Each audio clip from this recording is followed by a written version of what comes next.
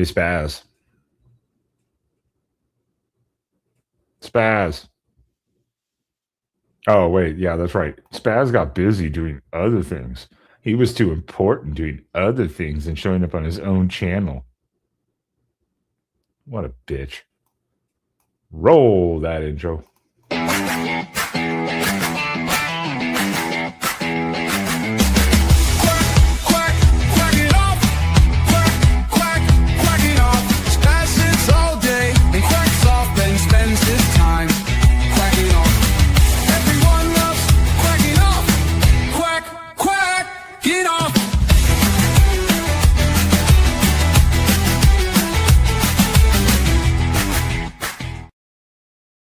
That is right. What is going on, everyone? Welcome in to the Quacking Off channel. It is just I, Ben, here because, again, Spaz is a bitch and not showing up for his own network shows.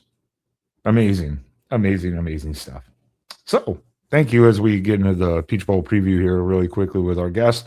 We've had it on before. I still don't believe his age because he won't show an ID or facial hair. But we'll get into that. Quickly hit the like button and subscribe if you enjoy this content. Appreciate you all being here. Let's welcome in our guest really quickly. The one and only Jeffrey of Only Talk Sports. I had you muted. It was supposed to unmute you. I don't know why I did that. StreamYard is a pain in the ass. Yeah, it can be frustrating. I'm still years later trying to figure out how to use StreamYard, but great intro though. That's hilarious on Spaz. I mean, missing out on the preview of the Peach Bowl, Oregon Indiana rematch. I mean, who would have thought though? I mean, we talked about. I was just excited to be on the first show when you guys invited me last time, and I was like, man, Indiana. I think they got a chance here. I think they can beat Oregon maybe, but Oregon, favorite team. Most people thought they would win. Most of the national pundits thought they'd win. Then Indiana wins, and it's like, well, that's the best they're going to do this year. And then Indiana just goes undefeated. Indiana beats Ohio State. Indiana beats Alabama 38-3 to get their first bowl win since 1991. And now you're rematching with Oregon. I mean, it's been an incredible. Like I don't think Cinderella season is the right word for Indiana's year. I don't know what you want to call it, but it has been one of the most surprising seasons I've ever seen for a football team of Indiana's historic caliber. They shouldn't be doing anything like this. It's unreal. I'm blown away. And Oregon is a great team. They've had a great season, and I think. If it wasn't this Indiana team, I think most people would be expecting Oregon to win. I still feel like people are going to pick Oregon, like some people, because, I think some people refuse to think Indiana's a good team. But, I mean, Oregon absolutely has enough talent and the ability to win this game. But, yeah, I just can't believe I'm here back the same season previewing Indiana Oregon with you, Ben. I'm shocked. I'm just shocked Indiana's doing what they're doing. I still don't believe it. I mean, hey, I can't disagree. I kind of spaced there for a second because I was trying to respond to Jackson about where Spaz went, but apparently I have too many censors and I can't put whore or hoe in the chat, so it kept blocking my comments on both accounts. That's stupid, but no, Jackson, put your links there, and your links are also in the description of this video for YouTube and for X. So people can go follow you there. I mean, 100%. With the Oregon game the first time, I thought, okay, it's going to be a good game.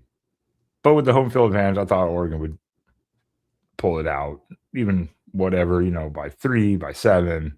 It was going to be a close game. I don't remember the score prediction exactly, but I think we all figured it would be a 7 to 10 point game at most, and that's what it turned out to be, just in the other favor. The things that Cignetti has done is impressive, and immediately following that game, I said, if we didn't have Lanning, I would want to have Cignetti, because the guy is just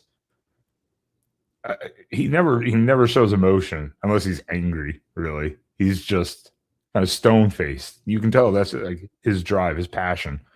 But what they did the rest of the season, and yeah, beating Ohio State in the championship game to win their first outright title since 67, was it? Mm-hmm. It is impressive. And Ohio State just likes losing 13-10. They just love doing that. I mean, it's just I don't know, it's just what they do these days. Yeah, it was their first time winning the Big Ten championship ever, because obviously back in 1967 you didn't have that. They just won the conference, and that's why they went to the Rose Bowl in 1960, the 1968 Rose Bowl, and lost to O.J. Simpson and USC. So Well, it's like this time there's a few people that have lost to O.J. Simpson. Yeah. You know what I mean? So it's like, this time around they make the Big Ten championship game in the modern era and they win.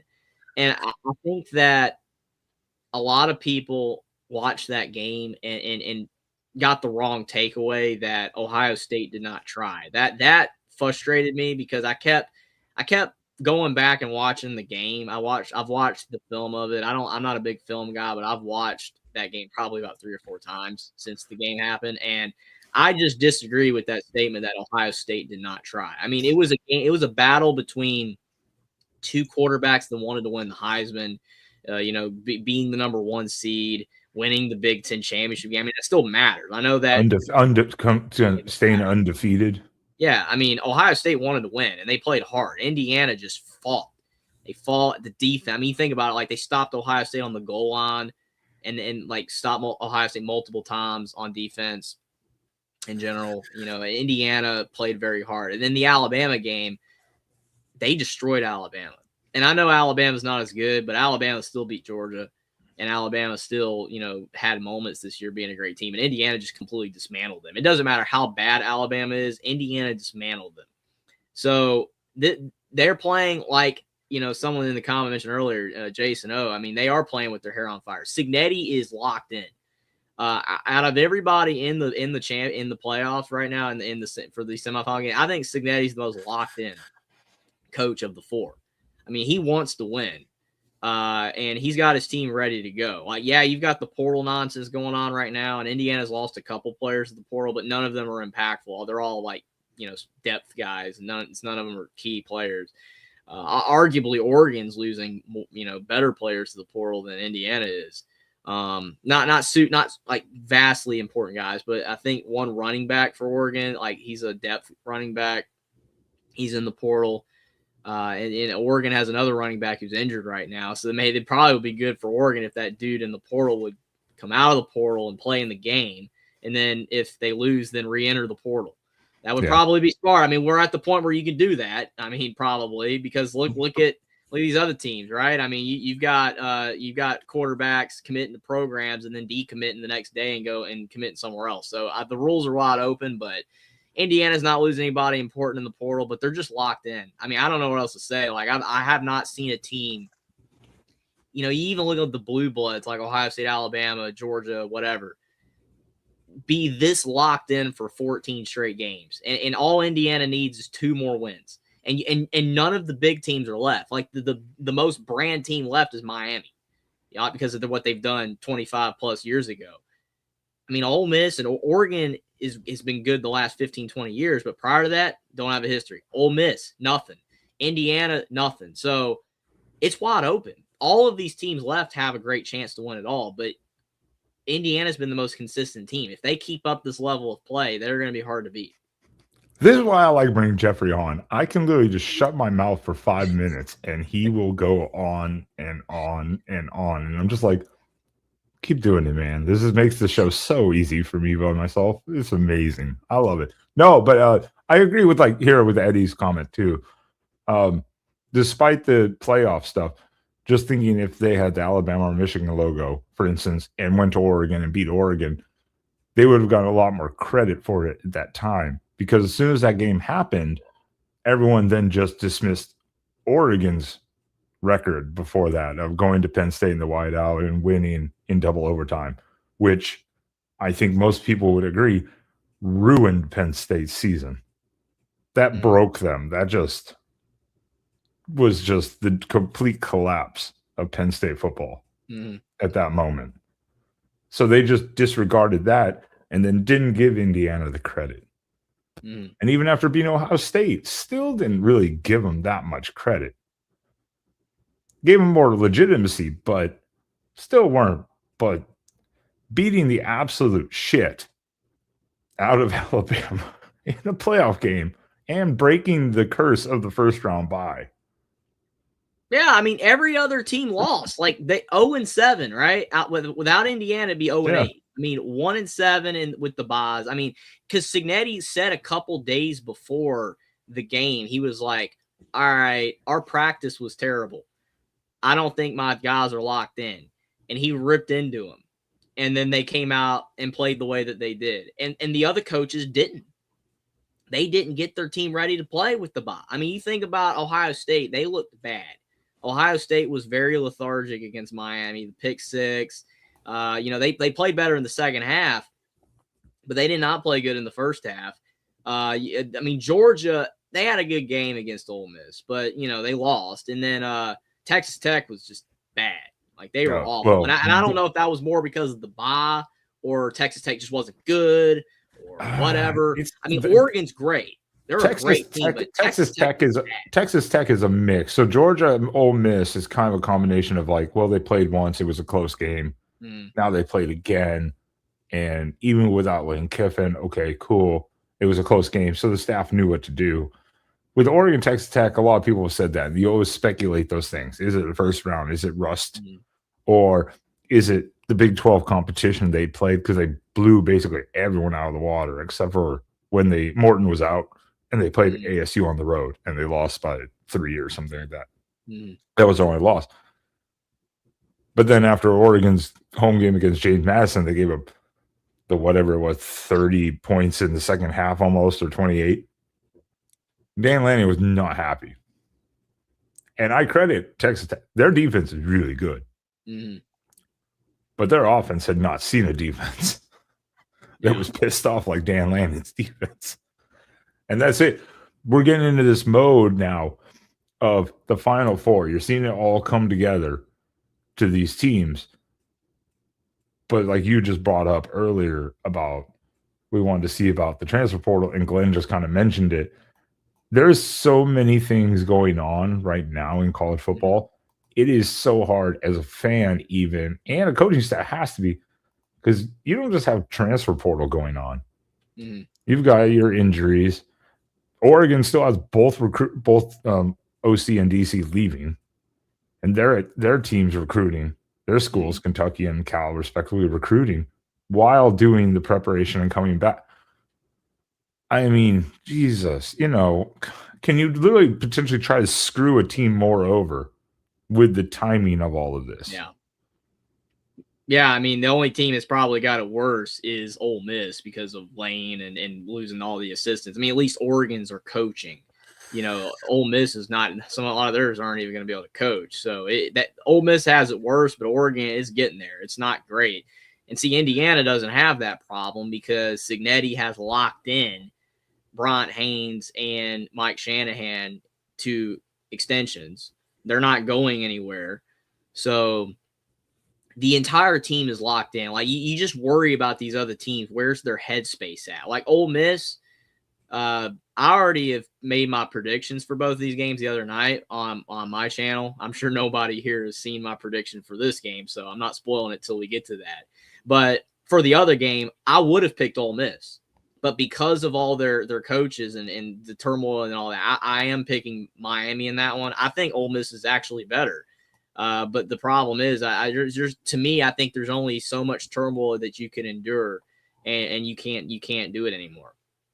I mean, literally, with the rules that they outline with LSU, they thought that Ole Miss was going to lose to Georgia, which is why they're like, oh, you can coach this game.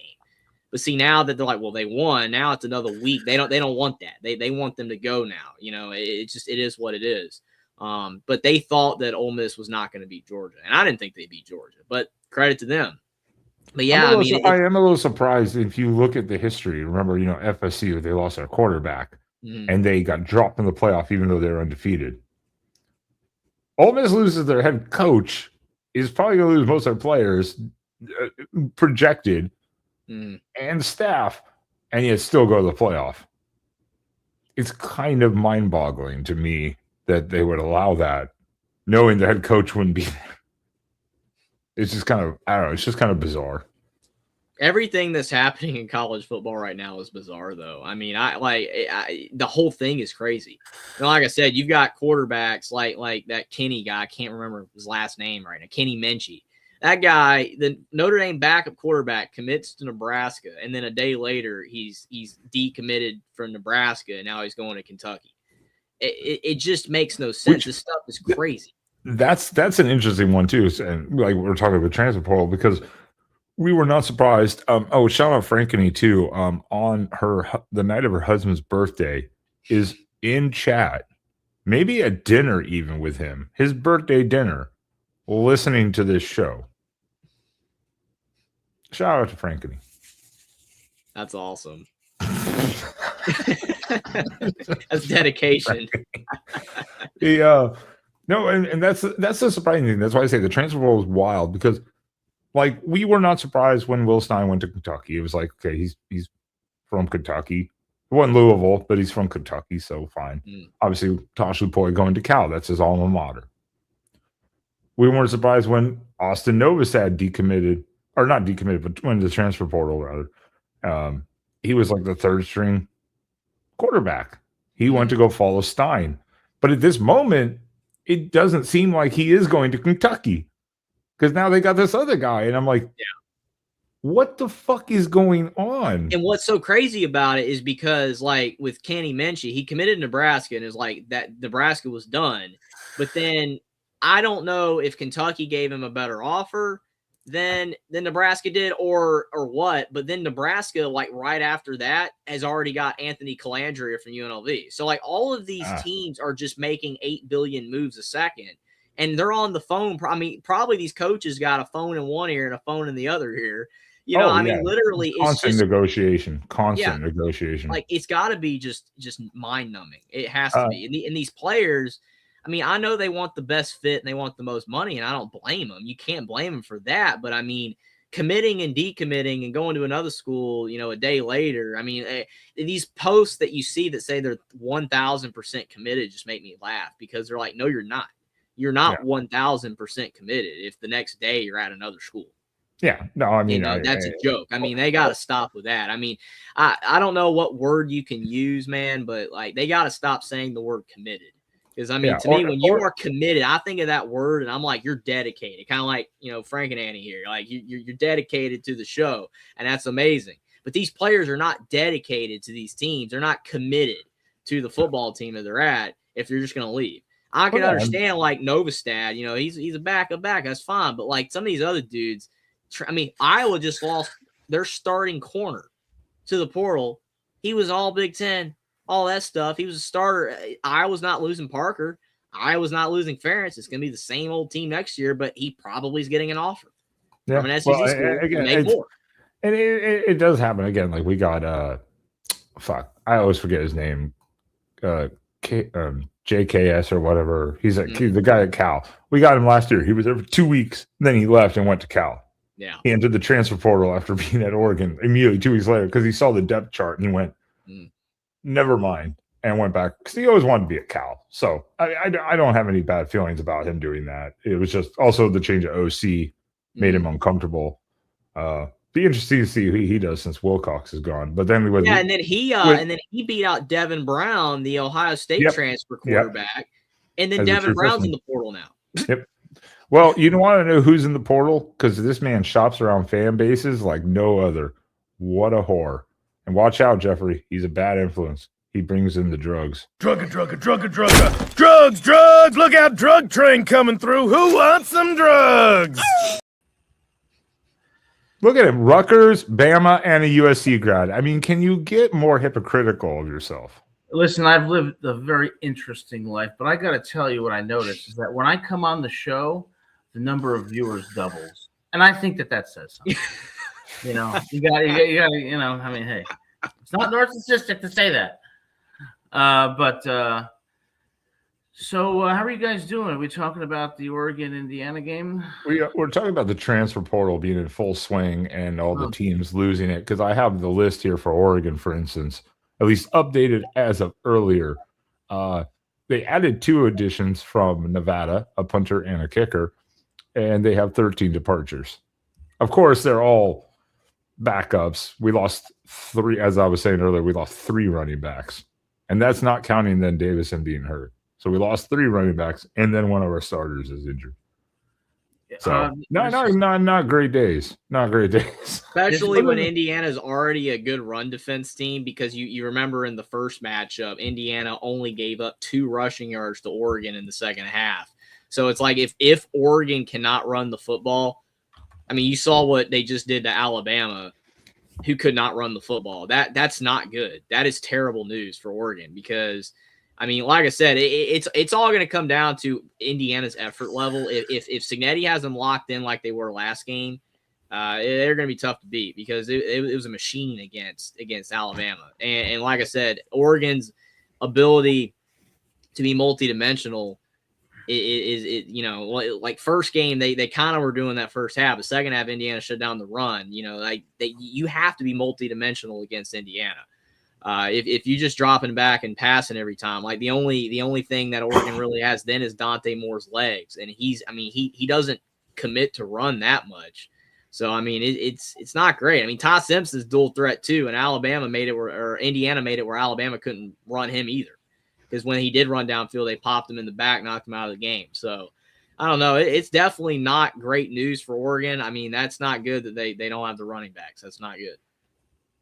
Well, and the one thing, and we'll get into this preview too, is that's the one good thing is I like to see is no one saw a shutout at Texas Tech, and Texas Tech actually outrushed Oregon by 15 yards or something like that, and they still won because the defense showed up.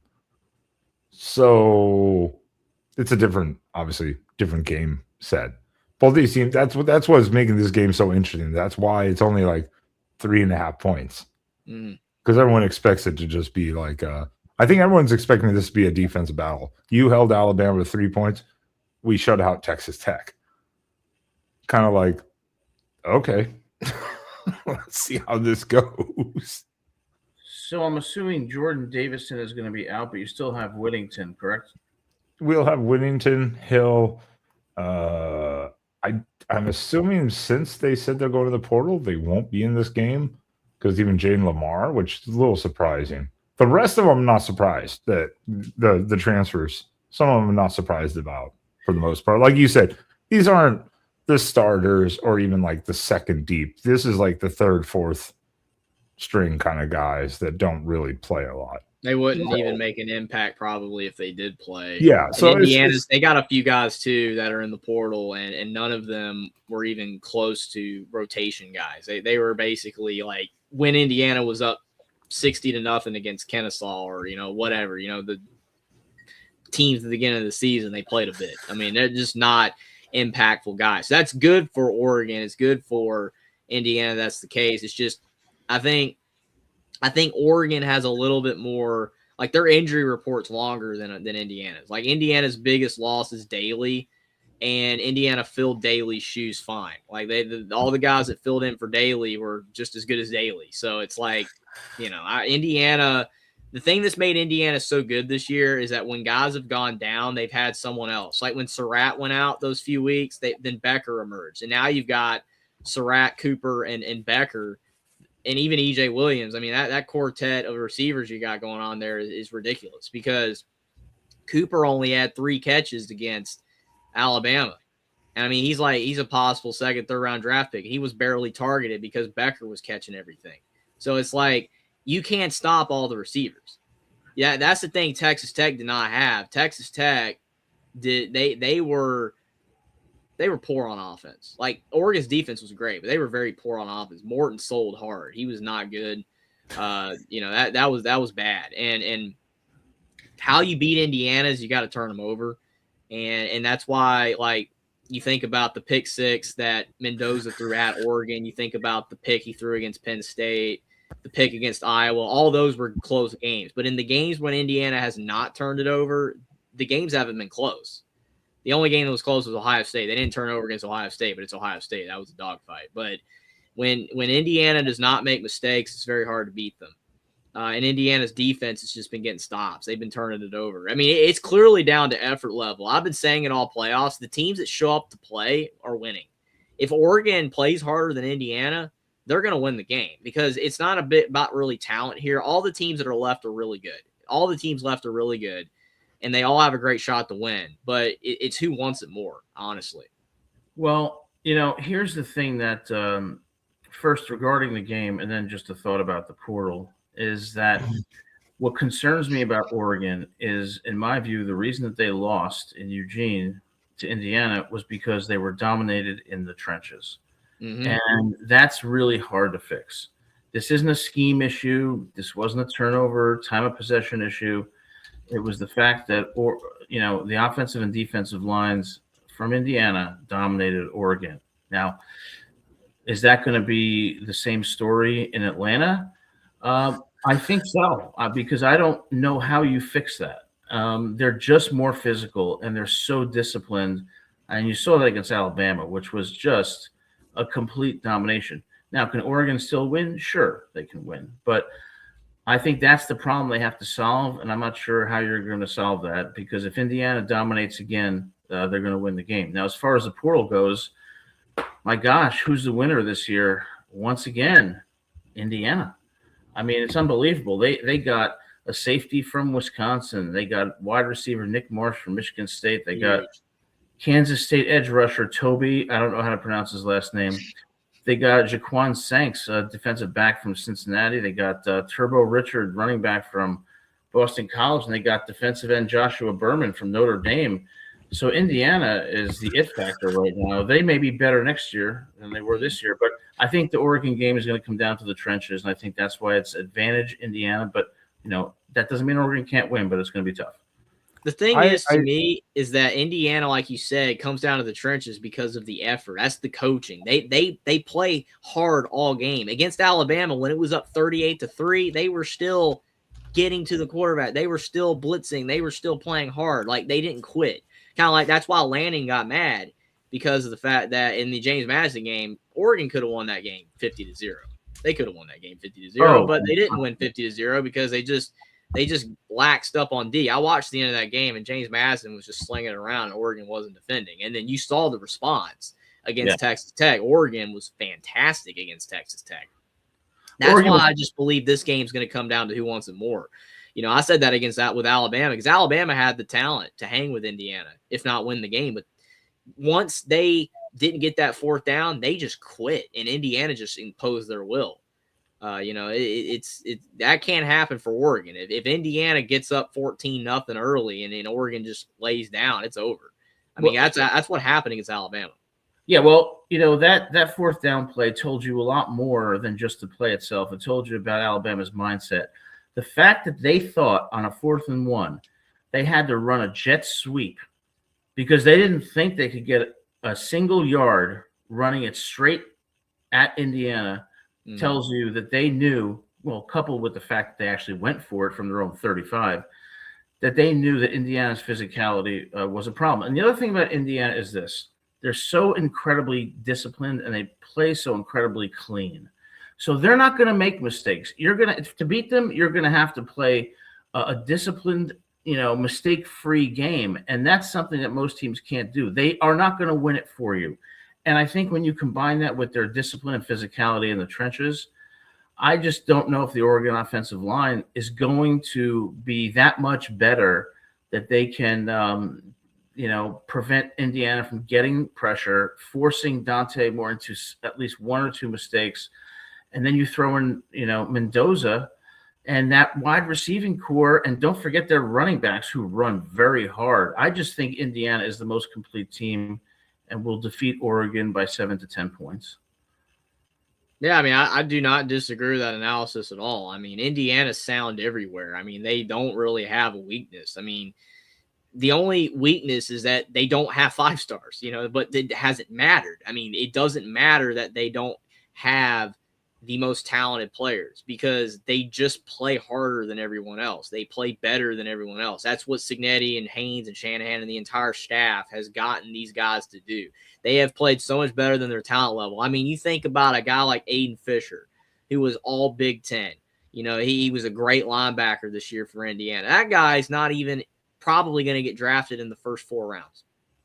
He's probably going to be a late round pick, even though he's been one of the best linebackers in the country. And the reason why he's not going to get drafted higher is because he doesn't have the physical tools like those freak athletes have on these better programs. That is the thing. Indiana's players, I keep telling everybody this, they're not the most talented. They're not the greatest players in the world, but they just play complementary sound football. They don't make mistakes. They play hard every single down. And that's why they're tough to beat. Yeah, I agree with that. The only thing I would say is that what Indiana has done kind of calls into question the validity of these star rankings. But let's assume that they're somewhat legitimate. What's the true difference between a 3-star and a 4-star in terms of productivity and performance in college football? Well, I think that they're reasonably similar in talent, where the gap isn't so large, where what it comes down to is the intangibles. Are they disciplined? Do they put in the effort? Are they consistent? So it's those intangibles that I think Indiana has that makes up for what might be a slight talent gap, but is not so substantial that it can't be compensated for by those things. And I think Indiana is a perfect example of, it reminds me of Michigan in 2023. They are a true team. Everybody does their job. Okay. Everybody's disciplined. They don't make mistakes. They respond to adversity well. I mean, look at what they did against Penn State on that final drive. Those are the kind of things that show you that Indiana is a team that's not just great in the trenches and disciplined, but they have the heart and the intangibles that I think are going to carry them to a national title. Yeah, they want to win. I mean, it's not to say that the other teams don't want to win, but they want to win. I mean, Signetti, people make fun of him. They compare, they show memes where he has a similar face to that dude on The Incredibles or whatever, the manager guy. And other thing they show like he looks like the Grinch or whatever with his the way he has his hands on his head. People are making fun of the guy, but you know what? They can't, outside of his appearance, they can't make fun of the guy because every single program in the country wants the guy. I mean, Alabama wants him. Oregon would love to have him. Michigan wanted him. Like Penn State, everyone wants this guy. And 2 years ago, no one knew who he was, and that's what's just so weird about it. I said if we didn't have Lanning, yes, I would definitely be like, not hello, you. I'm just saying, you know what I mean. Like everybody in the country wants them. All the big programs. Kurt Signetti, what he has done with this Indiana program, is the best coaching job that I think I have ever seen, including Nick Saban coming in 2007 to a relatively mediocre Alabama team and then taking them to a national title for the first time against Texas in 2009. What Signetti has done with a program that has been historically at the bottom of the Big Ten is nothing short of remarkable. And I think he's the best coach in the country. And I think that's why they're winning the transfer portal. People want to go to Signetti because he knows the process of what it takes to make players great and also to make them better people so that when they get out of the program, they have better lives. This guy is the best coach in the country. I don't even know if I can disagree with that. I mean, the only coaches that got the championships over him is Kirby and Ron Day, but they're doing it at programs that are way better, and he's doing it with guys that are NFL players, all across the board. Indiana is just a completely different situation. Like literally, even the guys he's bringing in this year, like probably only Marsh and Hoover are going to be out of the gate expected to be draft picks. Like the other 7 they fit that mold, the experienced guys, kind of the, undervalued player. He has a certain knack for getting players that want to improve. Maybe they do have that chip on their shoulder. That's the type of guy he gets. And it's different. Like now that money's involved, a lot of these big schools are bringing in guys that are all only about the money. And yeah, I'm sure Indiana's guys, they're getting paid a lot and they're happy with what they're getting, but it's just, they also want to win. They also want to improve. Whereas Georgia, they're a great team. They got tons of talent, but that program's in shambles. It's run like garbage. I mean, you can't say it's not. It is a terribly run program. The only reason Kirby's not under fire is because he's winning. Because the guys on his team, half of them aren't graduating. They're getting in trouble left in, day in and day out, left and right. It's a horribly run program. Yeah, Indiana's not like that, and that's the difference. That's a great point, and I 100% disagree. And it comes down to two words: Cignetti is old school. Okay, all right, and he knows how to get things done. He knows the elements that make a team a team. You got to bust your ass. You got to trust in the process. You got to be disciplined. You got to do all the intangible things right and have players with the intangibles. And he's a better in-game coach than Kirby Smart. And, he also has the ability to get out of his players what I would call heart, the desire to win, the desire to put that effort in and to be part of something bigger than themselves.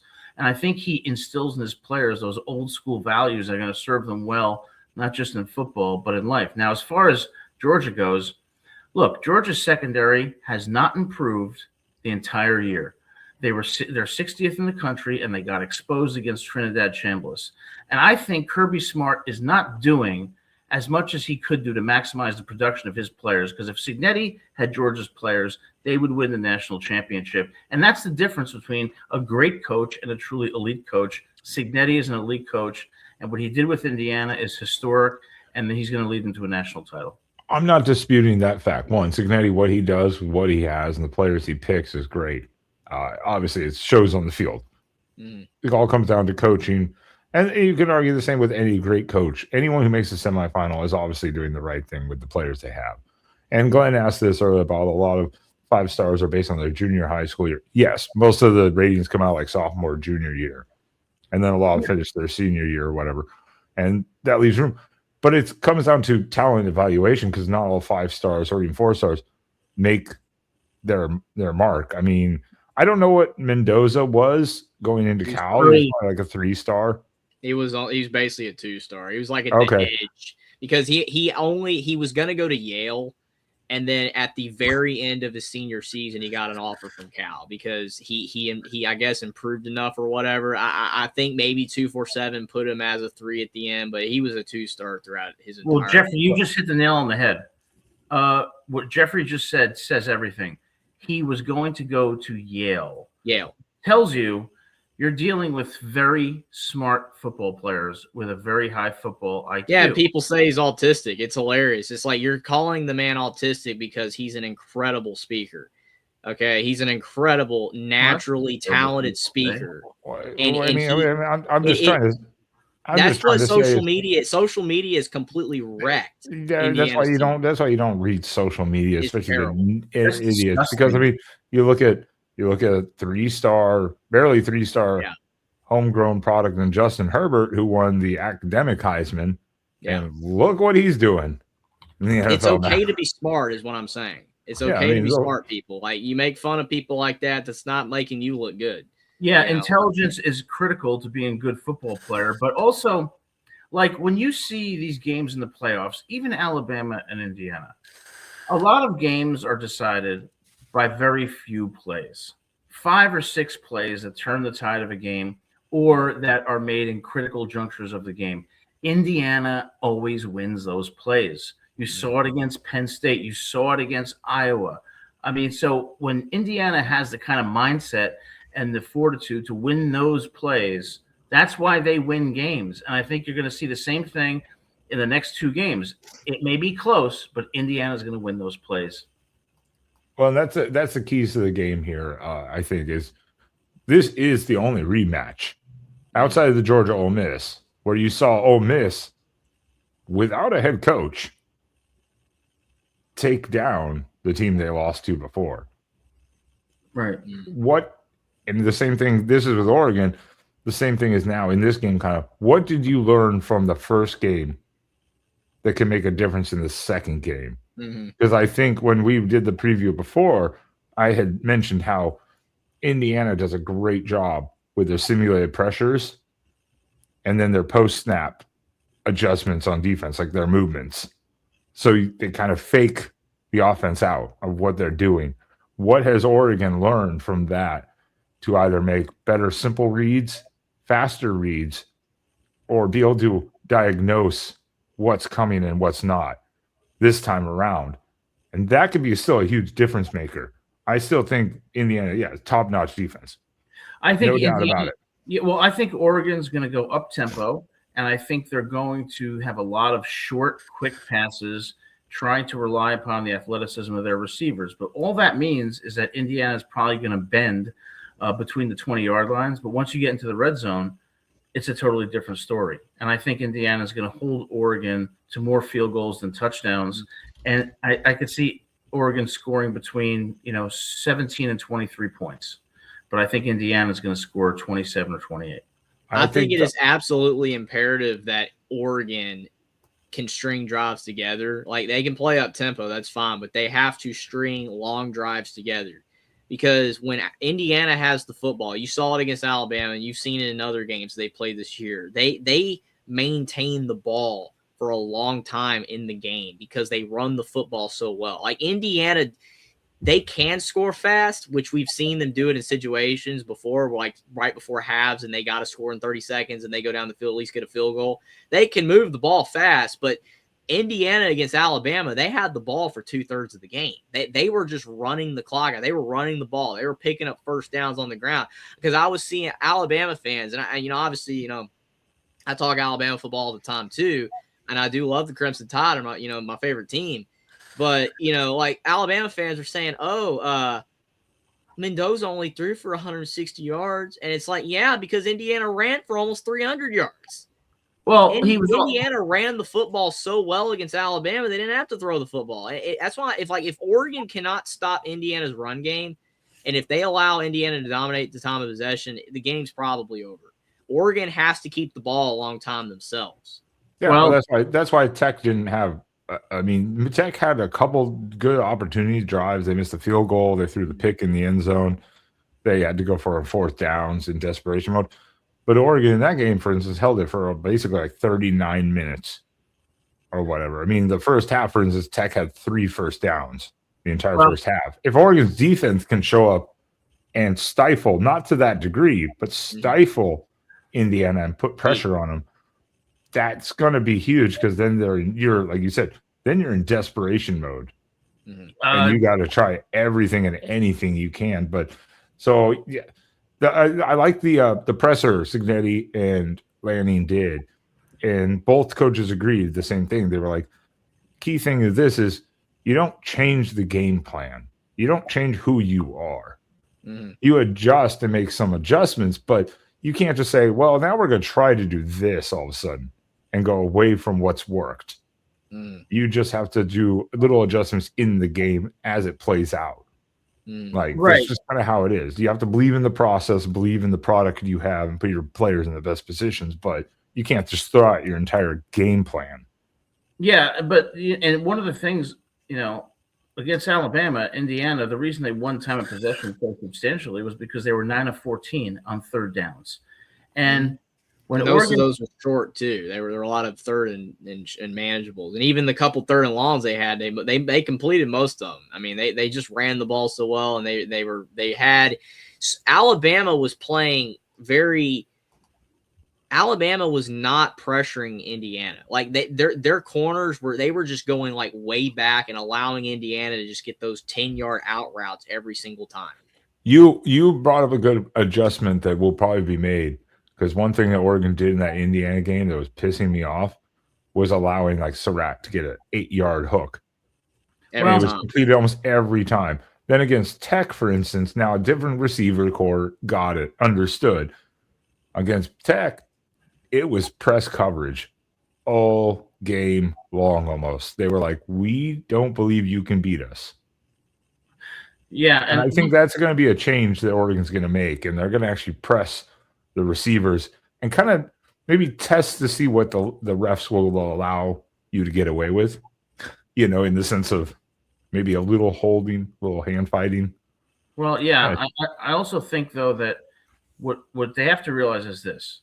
Fernando Mendoza was accepted to Yale, probably the first or maybe the second best college in the United States, meaning he has a very high IQ, which means it doesn't matter what you throw at him scheme-wise. He is going to adjust. You're not going to be able to throw schemes at him or simulated pressures that's going to confuse him. If you do, he will adjust and he will expose you. What Oregon needs to do is Oregon needs to win the physicality battle. And that is where this game comes down to. And if they can't win that, they can't win the game. And that's how why Alabama could have won, is if they were more physical and how to use, their size advantage. I mean, you think about it, like D'Angelo Pons, when he was going up against Jeremiah Smith it's 6'3", 230, whatever he weighs, 6'2". He's big dude, right? And then you've got Pons at 5'9", 170. Who won the matchup? Pons. And that's not supposed to happen. And you think about it, like Alabama at almost every position group was bigger than Indiana, but Indiana out-hustled them, outplayed them, out-physicality them, whatever word you want to use, right? And that's the thing. If Oregon wants to win, they have to do that. To beat Indiana, you have to play harder than them. Like, I'm sorry. I know people will give me crap for saying this. I've said this all year, but I believe that Penn State played Indiana harder than any team this season. That's right. I watched that game. Penn State played hard. That was the game that they played hard. For whatever reason, Terry Smith had those guys in that game. Like, all right, we suck. Indiana's Indiana. We're going to beat them. They played great in that game. They played incredible in that game. And everybody's like, Jeffrey, Penn State's bad. Yeah, Penn State's bad, but they still were not a horrible team. They just had free. That's why I said I think you're going to see Oregon press the receivers a lot more. Not allow this soft coverage kind of like, take what you get. I think you're going to see more aggressive, like against the Texas Tech, who, again, outside the one loss, basically beat everyone by 20 to 30 points this year. Mm-hmm. Now, granted, Big 12, we can have that. That's a whole different conversation. But to press an offense like that and shut out team in a playoff, and the problem with the game that I have, and this is what worries me the most, actually, it's not even injuries, not the transfer portal stuff. This is probably the worst year for Oregon to be in this position with getting absolutely fucked in travel. Like Eugene, Oregon to Miami, back to Atlanta, to potentially go back to Miami is an absolute shit show. Oregon needs to give their players an extra day, but I will say this: if Oregon's defense has the same game plan that they had against Texas Tech, against Indiana, they're going to get killed. You cannot try to pressure Mendoza and play man coverage and think you're going to beat Indiana. They're going to have to drop back in zone. All right, they're going to have to rush only 4. If they think they're going to do what they did to Texas Tech, that game plan will get them murdered. So I'm not saying the game plan itself. I'm just saying I think we're going to see more press, because against Tech, they didn't even blitz. They only brought 4. They didn't blitz like during that game, only maybe a couple times. They really didn't, because they trusted their front 4. The point is, I think you're going to see a little bit more press on the receivers to not allow these easy 6 to 8 yard little hook hitch routes kind of thing. They're going to really make them work. I think that's going to be the difference. That Indiana, for the vast majority of the season, that was their only offense, was those hook routes. Mm-hmm. But now you've got Becker going downfield. That's the X factor. Like, Becker's emerged. Like, Indiana was starting to kind of get figured out a little bit there, and that was around the Penn State game. Surratt went out, and Indiana's offense was kind of starting to stall a little bit, and then Becker emerged in the second half of that game as a downfield threat. And now it's like, okay, well, they have those out routes, but Becker's winning one-on-one against any corner, basically, that he's gone up against. And around 2 times per game, Indiana's just slinging it downfield, and he's catching a 50-yard pass. And that right there is the – Surratt is a great receiver, but it's very tough for him to win one-on-one, down the field. He's more of that back shoulder. He's a sidelines guy. Becker's killing teams up the middle, though. I think, I think what Adam's saying is correct. I mean, again, none of us here are DCs. We don't get paid to be DC. I think there's going to be an interesting mixture of kind of man-to-man on the outside. That's a Luke Hoy special. He loves man-to-man. Press him. But I think there's got to be a zone in the middle of the field, kind of that man zone type of mixed coverage. There's going to have to be something, and that's why they get paid. as much money as they do, because I mean, Lupoy right now is still one of the highest paid DCs in the country for a reason, you know. Well, this is the quandary that Oregon has. To get pressure on Mendoza, given how talented that Indiana offensive line is, they're going to have to blitz. And when you blitz, all right, you're going to probably have Charlie Becker being covered by a linebacker or a safety, and he's going to get open. And I think, Omar Cooper and Surratt are going to have the times when they get separation. So it's kind of like damned if you do, damned if you don't. If you drop 7 or 8, you're not going to pressure Mendoza. If you blitz, you're going to force one-on-one matchups where one of those Indiana receivers is going to get separation. So how you solve that puzzle is going to be interesting. That's why I'm saying if Oregon can get pressure with just 4, they can win the game. I don't think they'll be able to do that, and that's no why team really has. That's the problem. It's a risk you take as a DC. You know, if you're not getting with 4, you bring 5, you leave something open potentially. Well, it's a risk you take. It's a gamble. Alabama dropped 8 a couple times, and Indiana was still completing passes downfield. Like that's the problem. Like, and then it just got to the point where it was like, all right, well, Alabama's only like rushing 3. We're just going to run the football. And Bama never adjusted to that. That's why Indiana just kept running the football, because the matchup was there to pick up 6 yards on the ground every play. Yeah, and I think what Oregon needs to do is they're going to have to not only simulate pressure, but they're going to have to delay the blitzes, okay? Because if Mendoza knows what's coming pre-snap, they're finished. He's good. They're going to have to delay blitzes like Michigan did effectively against Alabama in 2023. So it's going to have to be a really sophisticated scheme that's executed well for Oregon to win. Now, they could win, certainly, but at the end of the day, I think that Indiana offensive line is a deciding factor. That's fair. That's fair. I trust me. Moses is funny. Neither team is from the SEC. I mean, how good are the trenches really? I know that's a joke, but man, that's. And Adam's correct though. Adam's correct. I mean, look, Indiana is, and I've said it all season, even before the Oregon game. Obviously, Indiana is really good, and they've proven it all year long. Both sides of the ball, really, really good. They broke the bye week losing streak. The only one so far in 2 years that have won their bye week game in the playoff. Won their first bowl game in 35 years. I mean, it's setting, and then both of these teams. This is the motivation factor too. It's funny because you've got this year's Big Ten title winner going against last year's Big Ten title winner and former number 1 seed. So you have 2 number 1s, a prior and the current number 1 seed going again, a rematch. Both are going to try to be in on this game to win their first national title, potentially. Mm-hmm. This game has more motivation for both schools behind the scenes and in the fan bases than you can believe. And one team never thought they'd ever have a shot. At least Oregon, they thought like, hey, we've built our program up the last 20 years. All right, we got 5 minutes. So we got 5 minutes to wrap this up so we can not have Spaz come in.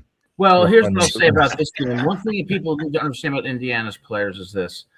This is a once-in-a-lifetime experience for these Indiana players who were devalued, who were not considered top prospects. They have built a cohesive team.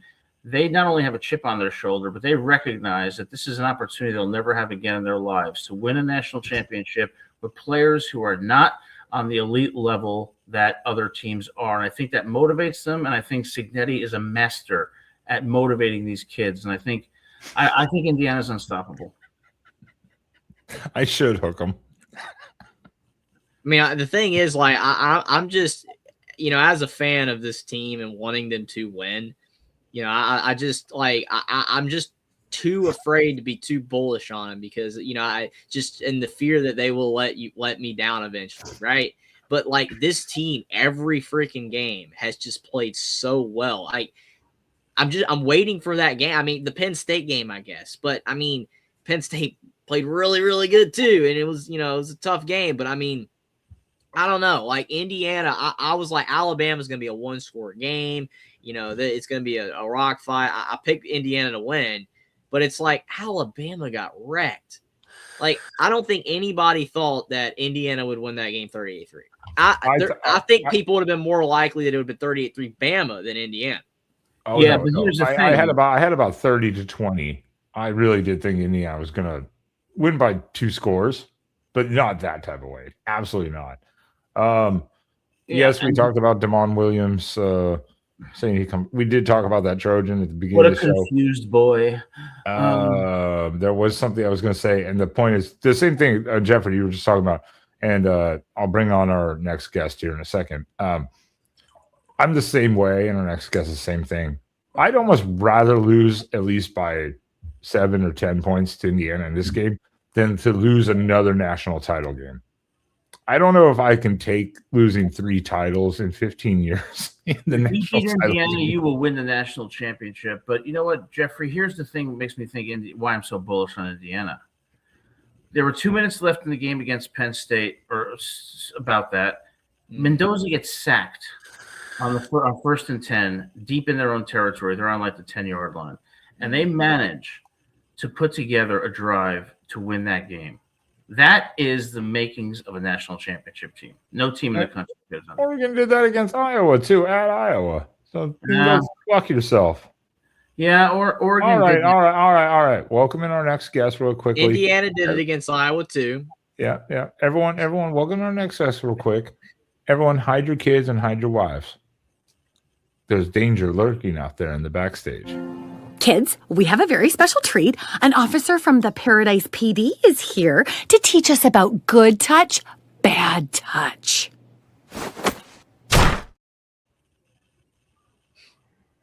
Hi, kids.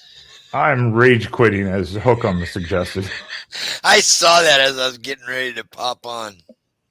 What does that mean? What does rage quitting mean? It just means, fuck you. I'm out. Yeah. It sounds like my girlfriend. Just like that. Yeah, that's what that means. That's rage quitting. It's what I tend to do on a weekly basis. You remember when people used to say the word "triggered" all the time? That was I hate that word. That was such a big one. I'm like, come on, man. Like, whatever. Or I feel unsafe. If you're on the internet, man, it's the internet. Like, everything is just a bunch of words, man. Social media gives a platform to the dumbest people on the face. That's why Spaz asks me every day. He's like, have you seen the news? I'm like, do you think I'm scrolling X and shit all day long? Fuck no. Absolutely not. Well, Ben, there are rumors that I don't have a life. I just don't scroll because I'd get pissed off. I just saw the news like an hour ago, right around the time you guys were probably starting, because I was trying to finish up this business deal. You were being a whore because YouTube wouldn't let me post that comment about you. You were being a whore. Well, that is very rude.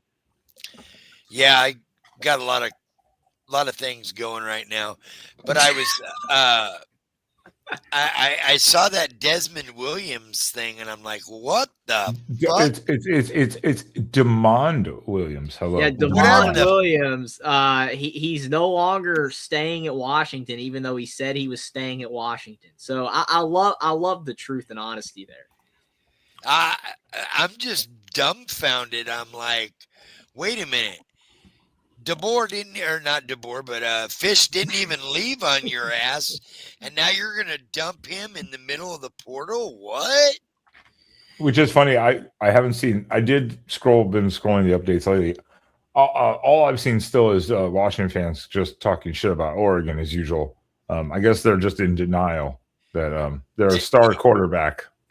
Yeah, Washington's threatening. I saw that to legally hold him to the supposed contract that he signed for his new. I mean, if you NIL. sign a contract, shouldn't you have to stay?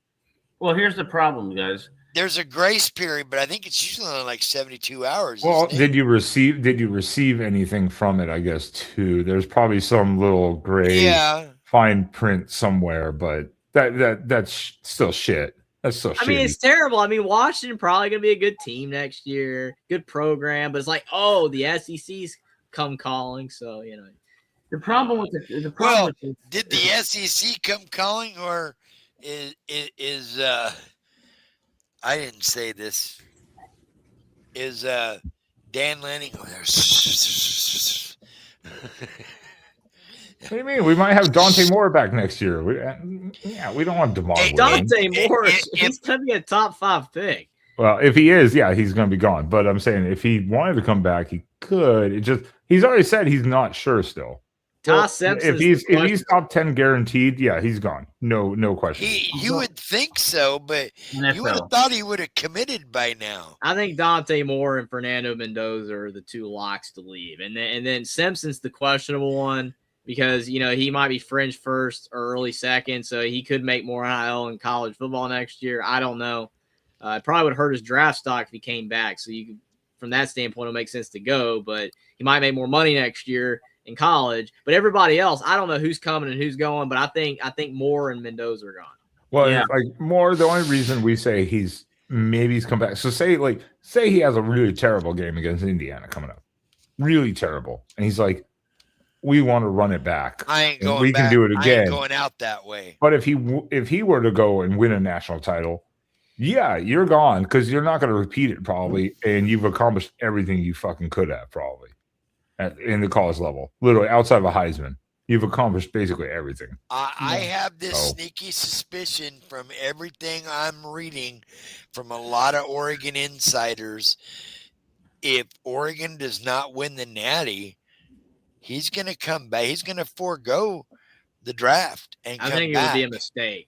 I think it could be. Class, he needs to go because he's going to be the second quarterback taken, no matter what. It's a risk. It's a risk, no doubt. I mean, it's a big decision for any player because NIL has creeped up so much that if you're not a first round pick, if you're a quarterback in college football, you're going to make more in college football than going pro. But if you're a top 5 to 10 pick, the NFL is still more money. It's so much more money. And it would make sense. It would not make sense for him to come back. Well, again, it's a huge risk for anyone that decides to declare if they give up eligibility, like even 1 year of eligibility. Even if they're like, hey, you're going to go in the second round, meaning you could probably slip to the third, but then you could easily be like Shedeur Sanders and slip to the 6th. Don't worry, Daddy's coming to the rescue. He'll be hired by the end of the week. Yeah, and I just want to respond to Jason O's comment. He talked about the contract with Washington and Demon Williams. Here's the thing: Washington certainly can seek to recover monetary damages as a result of his breach of the contract. They can also seek a remedy that's called specific performance, meaning that he has to perform the obligations that he agreed to under the contract, meaning stay at Washington and play football. But they're not going to want to do that, because you're going to have a disgruntled quarterback who doesn't want to be at Washington, and that'll be devastating to that position. I think he did want to be at Washington, but clearly there's a school that now is offering him more money. That's the problem. And you think about it. I mean, he was committed to staying in Washington literally a week ago. And again, good program, all that stuff. He's going to get a good NIL deal, but it's probably because some other school, and maybe the SEC, could be Big Ten, but probably the SEC, is offering him more money, and that's why he doesn't want to stay now. I mean, that's the only reason. He didn't want to stay at Washington then, because you know what? If his sole reason is because he's getting a little more money, then you know what? I don't fucking want him on Washington, because Bryce Underwood pulled the same crap when he left LSU, and because Michigan gave him more money. And guess what? Those are the players you don't want. I mean, you don't want those players. Tell them to get the fuck out. Yeah, because you don't want a player even that's making money, but potentially doesn't want to be there. Then you end up they be the backup or something like that. Whether they even are the starter or not, they don't really want to be there. They're not putting in their full effort, or they're end up the backup, making more maybe than the starter. Who wants to be there and put his efforts out there on the field. I mean, yeah, you don't want that. That's the problem with the NIL is fuck me. Money. I don't blame these players for wanting to make more money. I mean, any of us, like you got a bigger contract to make more money. I mean, like you can't blame them. It's just no. The problem is that why did we love college football? We love college football because of the traditions. We love college football because of the schools that we love, the history, all that type of stuff. And most importantly, the players that play for your school and how you fall, not in love, but like you That's right. enjoy watching these guys play for your team and the loyalty they show and the effort they put forth for your school. That's you right. can't say that anymore when they're always leaving. Yeah, And on any given roster right now, what do you have? Probably 20 to 30 that are like hell bent on being because they want to be at that school. The rest are kind of like free agents. Well, to let a me tell you degree. this, you guys in Division I football who are going and transferring because of the money. So when you don't have a football career anymore and you have a real job, you just don't have a transfer portal when it comes to that. You just can't go anywhere you want because of more money. You're going to have to learn to stay, overcome adversity, persevere, and deal with difficult situations. We're not teaching kids the values that are going to make them successful in life. This was the problem with the NIL is because you're giving 18, even sometimes 17, but 18-year-old, 19-year-olds a fuck ton of money and they have no idea what to do with it. And then if that dries up and they don't go pro or something like that, would they have no outside of that in the sense of real world life experience outside of sports? And sports is a dedication, hard work. We knew this. But if you have to go into your whatever your degree plan was, Well, that's the whole you're not going to be making the money that you would have been making. Sports is designed to teach you life lessons that serve you well after sports. I think what we need to do is we need to bomb Generation Z off the map. thank you so much for that, Adam. Jeffrey, I'm going to spare you because you're a very intelligent, mature And dude. YouTube So you get says scared. that's it. You're out of here. Bomb. Hey, don't worry. I hate being referenced because I'm on the very outskirts of the initial year or two of millennial, and Look I'm like, at what employers are they saying. can go fuck themselves. Look at what employers are saying. The same things that we're saying. They don't persevere. They don't overcome adversity. They're entitled. I'll make an exception for Jeffrey, but I want a nuclear bomb dropped on Generation Z tonight. Jeffrey's mom is going to come here and talk shit to you and be like, you stop talking shit to my son. We're gonna be doing. You're gonna be saying the same thing about Gen Alpha in about 15. Gen I bet Alpha. you 100. They cannot be called Gen Alpha because it's just going to be more men in dresses. I will bet you 1,000% that Jeffrey has very good parents, and that's the problem. Oh, yeah. Gen Z. Parents are horrible these days. Jeffrey's the exception. That's why his mom's going to come in and beat the shit out of you virtually. His mom's going to be like, you bastard. How do you beat someone up virtually? Don't worry. She'll destroy your dreams and make you cry online. That would be Nate's dad after he opens the garage door at 2 Oh, in my the morning. God. I still need to go back and Right, clip Jeffrey, that. you have very good parents who teach you values, and that's the key to being a good person and citizen. Ultimately, is having good parents. I bet you have good parents. Am I wrong? I love my parents are great. There you go. So many kids have horrible helicopter parents who are saving them from every tragedy in life. When they get an F in a course, they blame the professor or they blame this or that. They don't teach their kids values. It's true. I You got to agree. take responsibility. I bet Jeffrey's parents are great. Trust me. I was just making fun because Adam's being a douchebag over here. I'm not being a douchebag. I'm saying I bet his parents are great because look how he turned out. He's intelligent. He's mature. He's articulate. All right. He's well beyond his years. And that just doesn't happen without having the kind of parenting that helps kids become successful people and moral people. I All right, I'm appreciate off that. my soapbox now because I'm getting pissed off. My blood pressure's already high. I don't need it. Well, we don't want your blood pressure getting too high, Adam. But I do appreciate that. I mean, the thing is that I know so many of the parents these days. They just put their kid in front of a phone, man, or a tablet or TV, and then that's what they're learning from.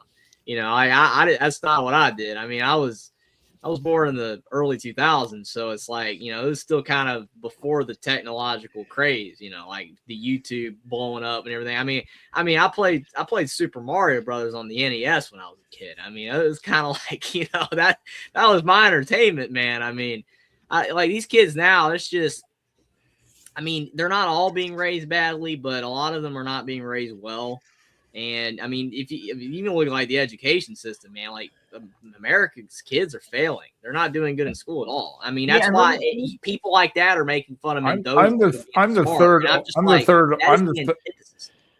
third oldest on this panel, and I still, when I say I grew up as being the third oldest on this panel, I still say I grew up adjusting the antennas on TVs with the foil to get a channel. Let me tell you something. We didn't have phones. I mean, not cell phones, or anything like a smartphone or even cell phone. It was all landline. We were adjusting the antenna to get like black and white fucking the programs and shit like that, to watch some of the old stuff, soap operas. Bad weather like came that was in, our we lost entertainment.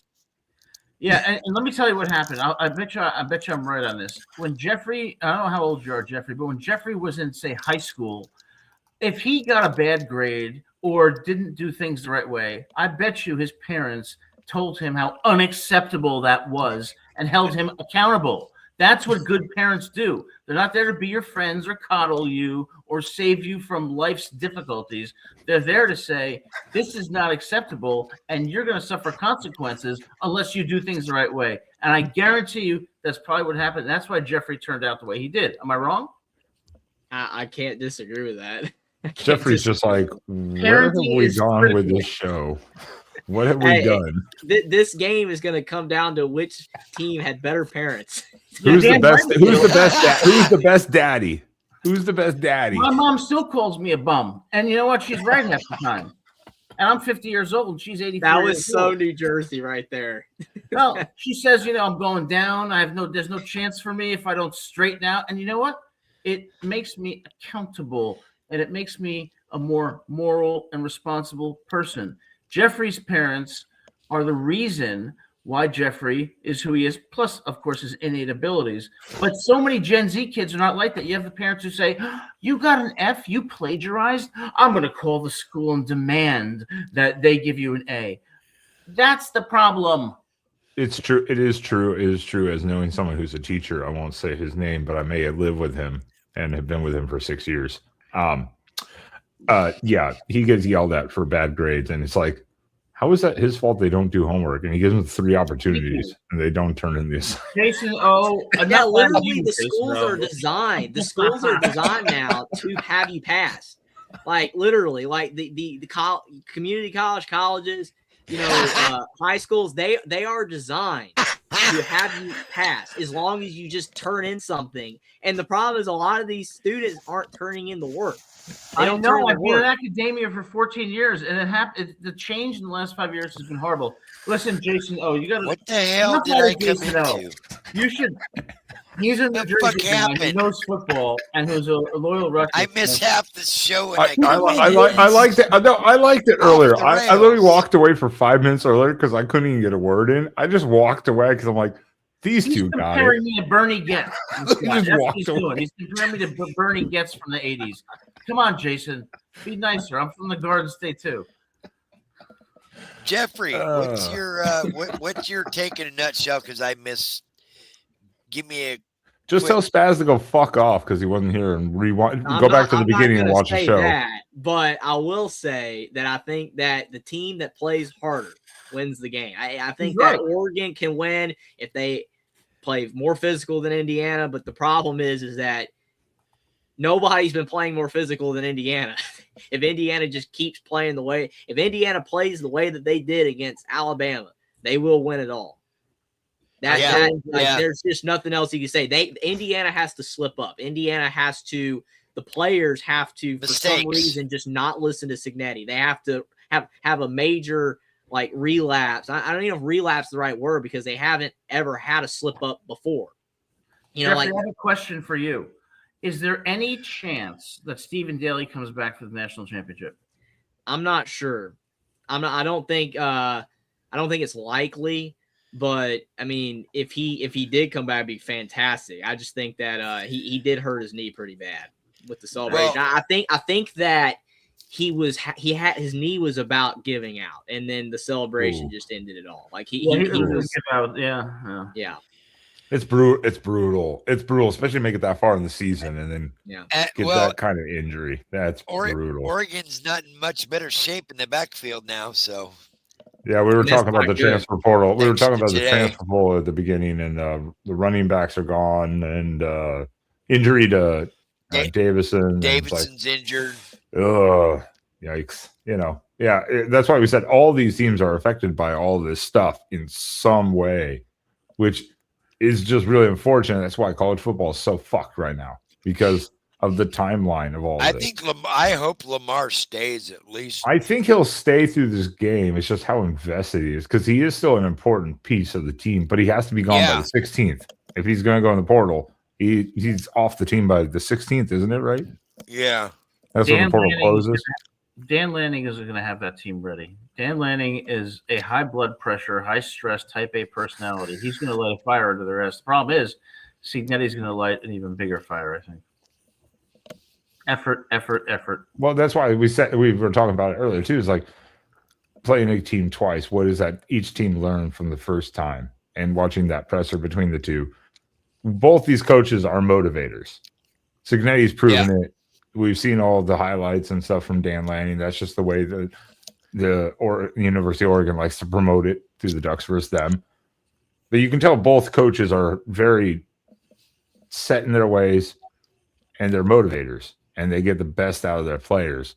And if you have a team like Indiana show up like they did against Alabama and an Oregon team that shows up like they did against Texas Tech, this is going to be like potentially this could be like a 17-14 game. Yeah. Either way. This could be like a defensive battle. Like the Indiana-Ohio State game. Yeah, it could be think just the over-under is like 41.5. I think 46. I believe it's like 46, but that's is it still that high? really low. Yeah. For a college game, that's 47 pretty and a half low. on ESPN. I think Yeah. Oregon is going to, in my view, get some very untimely penalties because they're going to be so overeager to dominate them physically that I could see them losing that battle and getting about 6 or 7 penalties for over 100 yards. Shut your pie hole, Adam. I love you, Spaz. Spaz. By the way, before I forget, you are almost an hour late because your stalker was here an hour ago. Oh. There we go. I'm so sick and tired of people like criticizing stalkers. Do you know how lucky you are to be stalked? That means that someone cares about you that much. To be You able to sound like 2.5 men right now. Is that a compliment? I consider that a compliment. Does anybody remember 2.5 Men? Isn't that what Charlie Sheen? Yeah, Charlie Sheen. He had a stalker in that show. You should be lucky to have someone care about you that much that they want to dedicate that much of their life to you. Like if someone is that a hint? Is that a hint? Let's break that down. Bring that back up real quick. Well, if someone calls me, are you kidding me? Now I unstarted. Now I gotta go back and find it. I unstarted. It was it was like an hour ago. You idiot. Look, yeah, Hookup 247 gets what I meant. If someone calls me and says, if I can't have you, nobody else can, I feel like very happy about that. That means I feel special. Yeah, why couldn't I never have a stalker? I've always had to be the stalker. I didn't say that. Allegedly, I've had to be the stalker. All right, you're too angry. You're too angry. Fire his eating on, yawning on, furry ass. Meaning you're a pussy. You're constantly running. Oh, they're back. Oh. Who is the ultimate cheerleader? Who is that? Is it Jeffrey secretly? Maybe it's Jeffrey. No. It's the wild side. No. Jeffrey has a moral compass that is consistently pointing north, not south. Oh, best advice. Best advice of the night. Yeah. I'm just a baby. Yeah, everything that we're saying is alleged, right? Right. Allegedly. If you say allegedly, we're fine legally. All right. I allegedly am now throwing this out there. And I don't know why, but there's just something that tells me that O-Duck is your sister, Ben. No, well, she's supposed to be at dinner with Michael. It's his birthday tonight, but she was in the show earlier. She was in the show earlier. Right, because she messaged me earlier too and said, "Where the fuck am I?" And that was probably about the time O-Duck was in there too.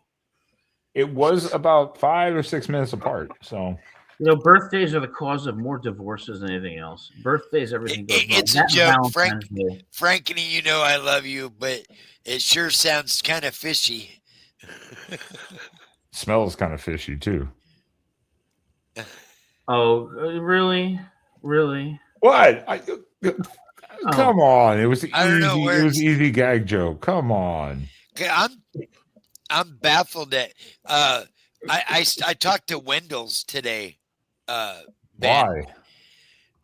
and she This asked is me. a chick from Australia for people who don't She know asked when me it if is. we had figured out the conundrum of Oduck yet, and I said no, we have not. well, Maybe it's Wendell's. Maybe it's Wendell's. It's a female. There's no way somebody would put a name cheerleader. Oh, in it. you know what? It's That probably Winona Ryder. that's not a bad. That's not a bad guess. Hey, she stole Man. from the store. She was convicted of theft. I wouldn't put it past her. And if it is with you, Winona, I've been following you for years. I just want one date. So That's let's see if Troy gets Oduck to bite any clue here. Australia is a 15-hour plane ride. Get lost. We'll see From if where? Troy gets. From Los from Angeles. like from from Los Angeles. Yeah, 15. Yeah, 16. yeah. I was about to say I was like from the East Coast. Fuck no, it's not. And now, Jeffrey, is it true the rumor was that you were kidnapped? Is that true? Because people were wondering, why isn't he on any of these shows anymore? And someone said you were kidnapped by a large man. Is this true? Yeah, I've not been kidnapped. I mean, probably the biggest thing is time. I don't have a lot of time, free time to be on shows. But Whoever spread that rumor really is a disgrace. Now, Tony, yeah, I care about Winona Ryder. Why? Because she's hot. That's why. And if she's going to steal clothes, that's someone who I want to be with. She I used want to to wake up in be. the morning and see my wallet gone. I mean, that's not a big. what is happening right now?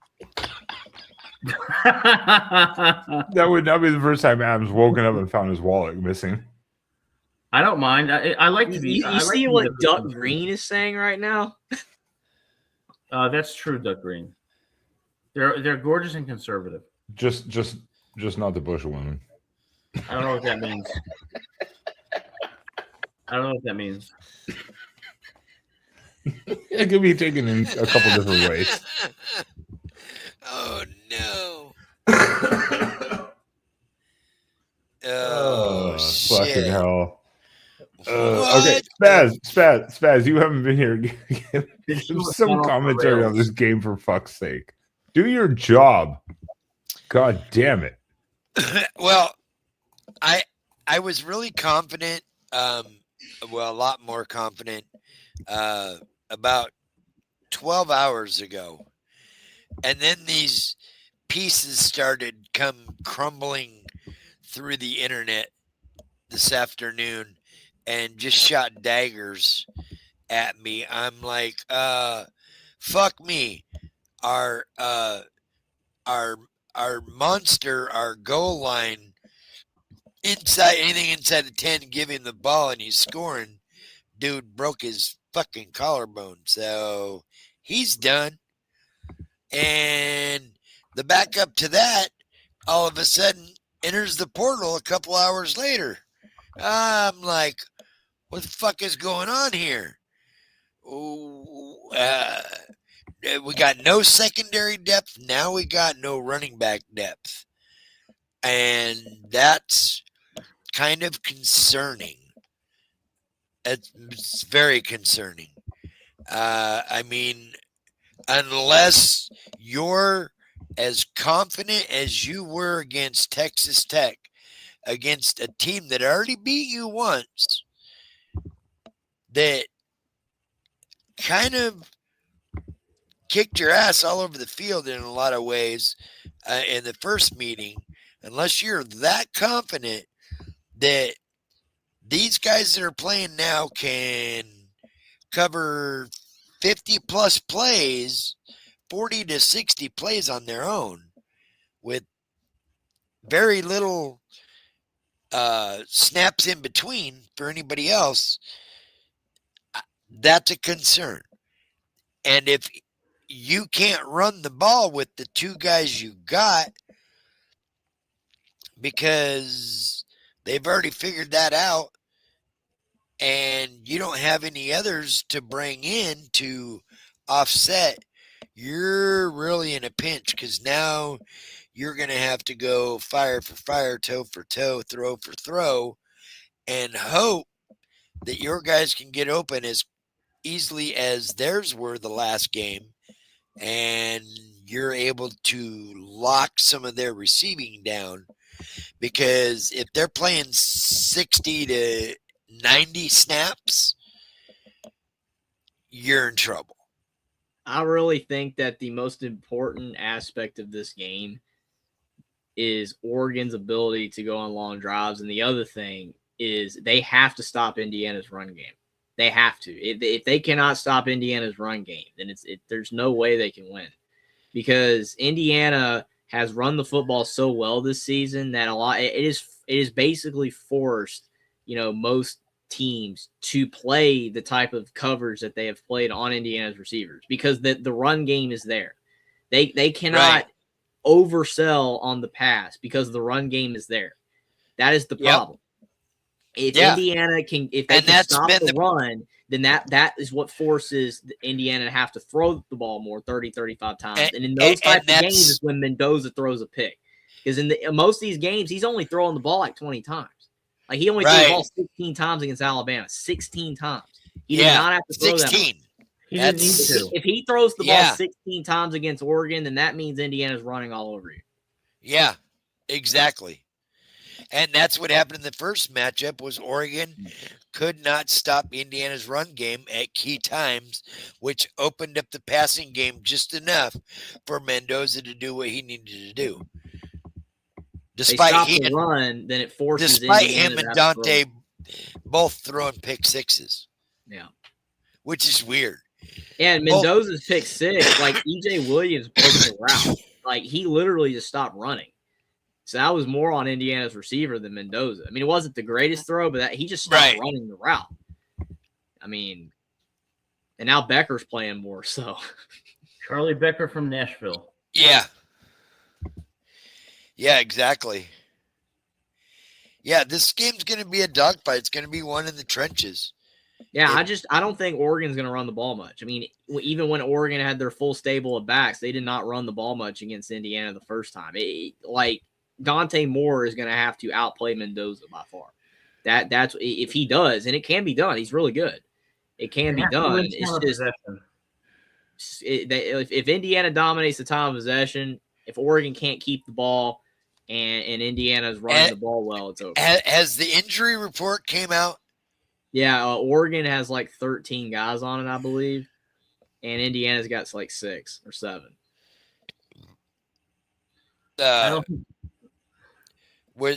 Who are Oregon? How many? Why does Oregon have that many? Well, I think it's a lot of depth guys. I saw it earlier. Oh, let's see if I could. I want to try to find it myself, because I wanted to. I don't think injuries are going to be a big factor. I think what's going to be a big factor is, can they win the trenches? Oh, shit. Kenyon Barner just tweeted, I'm here to announce I'm entering the portal and signing with Oregon football. I will be suiting up this Friday. I want to thank Big Ten Network for giving me a chance to grow and evolve.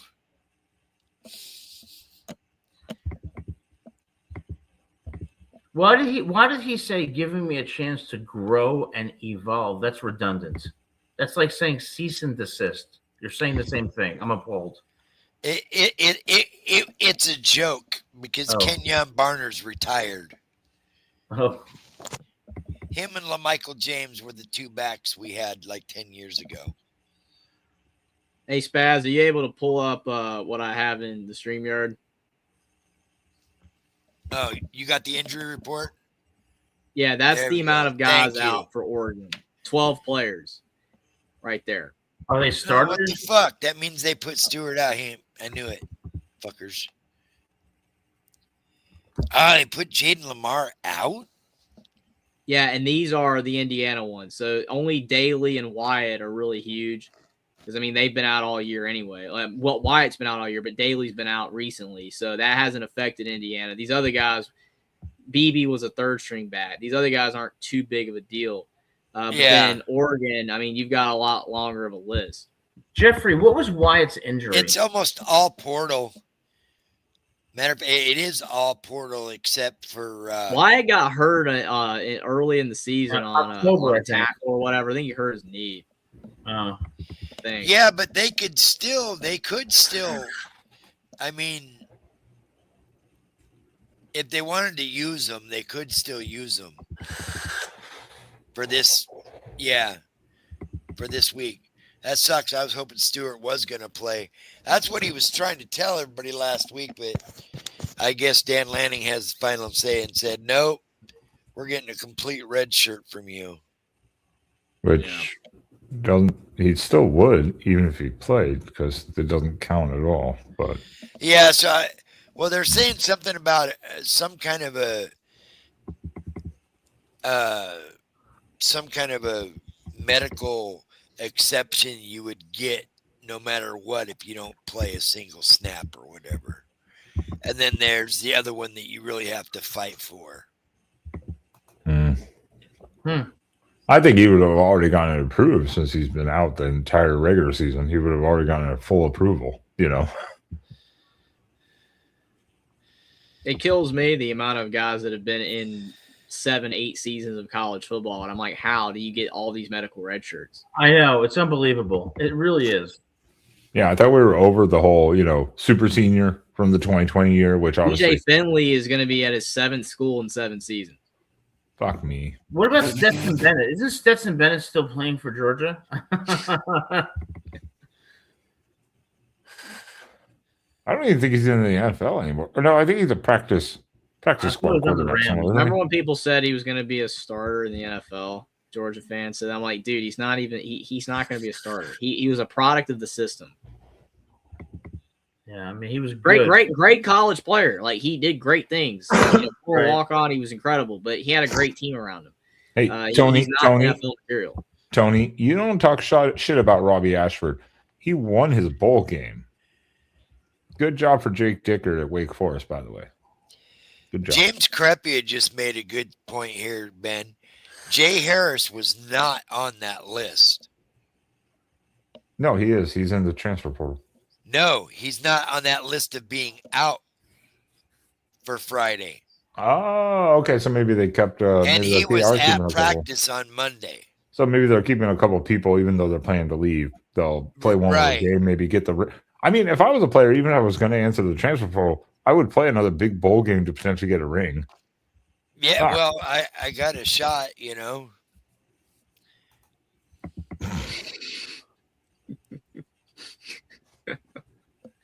So, guys, what do you have for score predictions? Let's give score predictions for Oregon. Oh, this is the tough one. Fuck. All right, y'all picked Oregon the first time, so I'm okay with you guys picking Oregon again. This is a game. I just said Spaz and I Spaz and I are okay with, actually, if we lose this game, if it's a close game, we're okay with it. I'd rather lose this than lose another national title game. To be honest, I don't know if my heart could take it 3 times in 15 years. As a Ducks fan, to be like, we're right there. Nope. Yeah. Hey, I'm a USC fan. I had to deal with the 2006 loss to Texas on 4th and 4 when Vince Young ran for the score. Oh, horrible. And the last 20 years of fucking mediocrity. Yeah, exactly.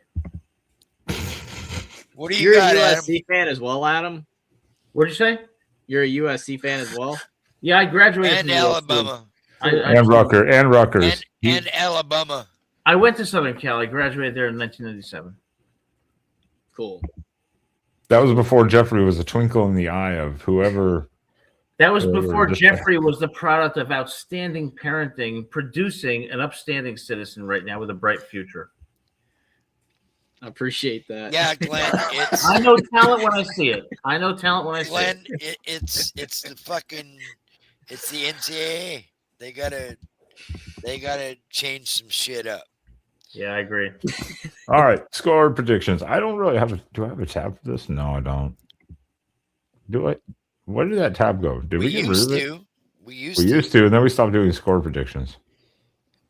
Oh well, score prediction time. Let's just do it. Who goes first? Adam, lead us off. This is a game that certainly could go either way, but at this point, I think that the final score is Indiana 30, Oregon 23.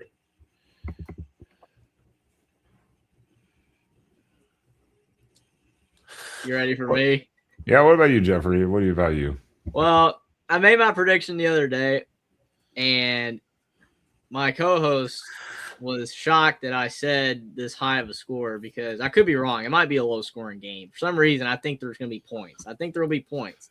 I think both offenses will score on the great defense. I think that they're going to be very engaged, locked in. I picked Indiana to win 34-27. That's all. I went over. I think Indiana wins by 7. I think Oregon gives them a game. I think that they do, try to improve on the mistakes they made last time, and they play better than they did last time against Indiana. But I think Indiana wins still. I think that they're not going to make mistakes. I think Dante Moore makes a late mistake, and that ends the game. So I'm going with Indiana to win 34-27. All right, I'll go. This is not going to be great for the Oregon faithful. After the first match, I think both teams are different. Both teams evolved. I think Oregon's learned a lot, but same as Indiana and different approaches. The travel for Oregon, I think, is a little bit of an issue. Is this where Indiana reaches that point where it's too big of a game for them? They didn't show that in the Rose Bowl, so I don't think that's the point. I thought that they would show it a bit. Well, that's it. They didn't. So I'm kind of, though, I don't know. I do agree. I think it's almost a sign of destiny. Like we said, both these teams now are playing for the potential to go win their first national title. Obviously, Indiana for finally going to the title game for the first time ever, right? Yeah. So there's a lot on the line for both teams. I don't know. I'm kind of on the same side of of Doug Green here. I think it's going to be a lower scoring game, but I'm actually going to go 20-17 Indiana, and they knock off the Ducks. All season long, In seeing Atlanta. people finally pick Indiana, like Nick Saban, and then they're still picking against Indiana. I It's don't want to do it. I really want the Ducks to win, and because we could take out Miami and Cristobal, but I don't know. I'm gonna say 2017 Indiana wins. I think it's gonna be a defensive battle. I don't think we're gonna see a high scoring game. I think both defenses show out all game long. Damn, back as far as I can go. All right. Spaz is going to pick Oregon. Tony's right though. I think this. Tony's right here on this though. I think whoever wins this game though is going to win the national title. I agree with that. All right, let me tell you, folks. All year long, for the last 2 years, people have been going around. Spaz. Hold on. There you go. People have been going around the country. They've been screaming, Indiana's a fake. Indiana's a fraud. They're not going to win nothing. And they keep getting closer, and they keep getting closer. And just when they're right about the peak, it looks like Indiana's going to win the national title. Dan Lanning comes out and says, I'm your bitch. Who's your man? Oh, no, don't And do it. you know what? No, my God. Everyone, hide your kids. Hide your wives. Doggone it. Fucking hell. He broke his headset. He literally broke his headset. He literally broke his headset. Or his mic is Oh my goodness.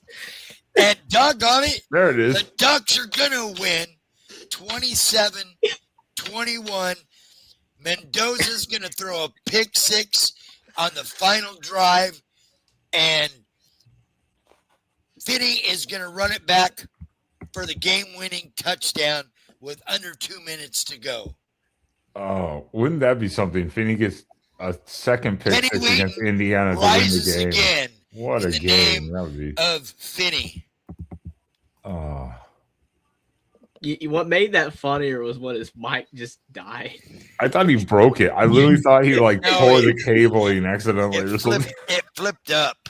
It's on a switch. Oh, So, yes. I apologize to the chat for having to Everybody- see that on full screen. I really apologize. Everybody in the You country. didn't get it off fast enough, though. I know. I'm not Pat McAfee quick enough. Or Buff. Or Rich. Or Dan. Hey, Dan did it last time. Dan did it in Eugene. I can't wait to visit Eugene next year. I hear it's a beautiful place with lots Oh, of. we're gonna have fun. You got to come out for the Michigan game, unless Rutgers plays out here next year. I forgot No, what our Rutgers. schedule is. Thank God Rutgers doesn't have to go through that again. Yeah, we looked at the schedule a couple weeks ago. I've already forgotten too, because it's not even set date wise. So I it's know kinda Michigan. I know Michigan's a home game, but I don't know if we play Rutgers next year. No, you don't. Rutgers is lucky. Well, and Glenn's right. You got to come up August or September. I definitely will. I've never been to Oregon, so it'll be great to see y'all and to actually go to Outson Stadium because it's supposed to be one of the loudest stadiums in the country. Yeah, we'll get Ben and everybody to come up here. Let's do it. I will say that Indiana's fan base that people say didn't exist before 2 years ago. Oh, which is bullshit! They travel. partially false and partially true. Indiana did have fans; they just didn't show up. Now that they're engaged and they care, Indiana's got a good fan base too. There's going to be a lot of Hoosiers in Atlanta, and there'll be a lot of Ducks in Atlanta too. But I was shocked. You saw the Rose Bowl; the Indiana fans just completely drowned out. Dominated. Yeah. Yeah, no, great. It was a great turnout for Indiana because obviously, too, it's a traditional Big Ten, old Pac-12 match. So the Rose Bowl is still really important for Big Ten teams, no matter what. But it was a great showing, and I was surprised at the Orange Bowl. The first time Oregon had ever been to the Orange Bowl, that many Duck fans made it.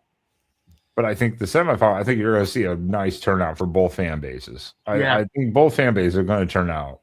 It might be a little divided sectionally, like it's going to be a bunch of mix. It's not going to be like 50-50 side split like you would think, but I think both fan bases are going to turn out. Totally. I think the one thing like we talked about earlier with the travel, especially like Oregon, Eugene, Miami, Atlanta, potentially be back to Miami. That's just a bitch for travel for a fan base. Yeah, that's just hell. Oh, hook 'em. Oh, hook 'em. Duck's knuckle deep. She's been like knuckle deep for like a couple minutes now. She's done. She finished already. Do you think they give? You think they're going to give Oregon? Jeffrey just blinked slowly. He was like, he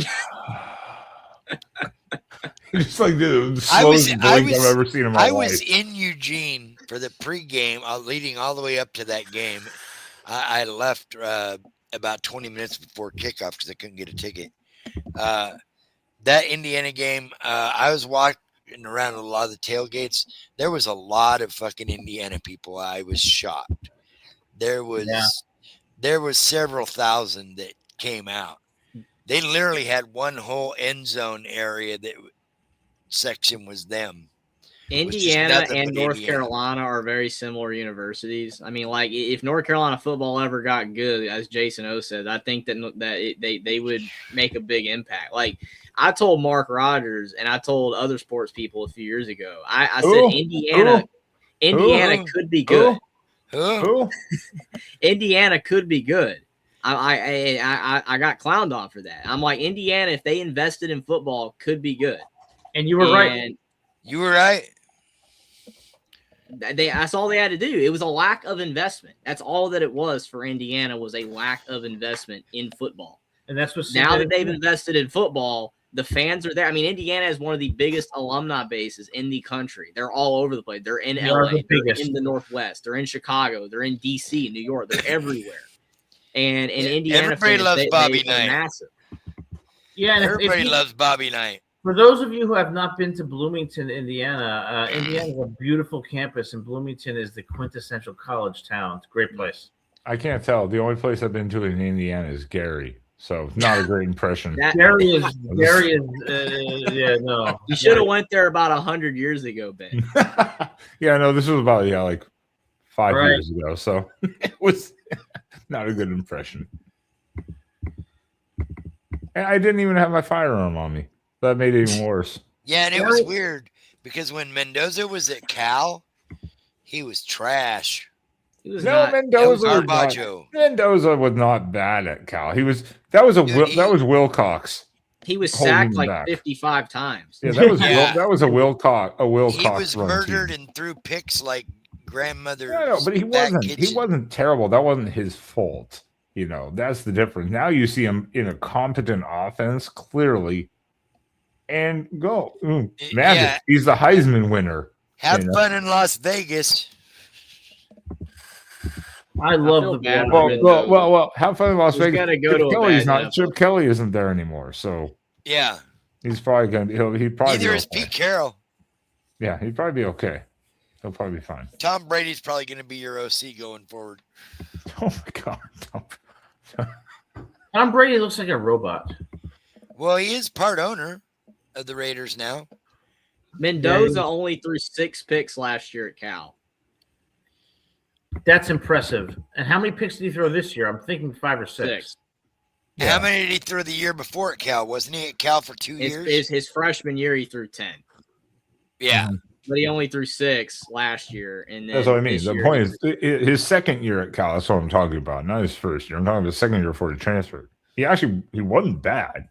It was just the Cal 3,000 yards at Cal, 68.7% completion percentage, 16 touchdowns and 6 picks while getting sacked 51 times. That's impressive. Yeah. That's Cal. That is why I said that Mendoza was going to be one of the best quarterbacks in the country this year in the preseason. I had him as the 4th-ranked quarterback.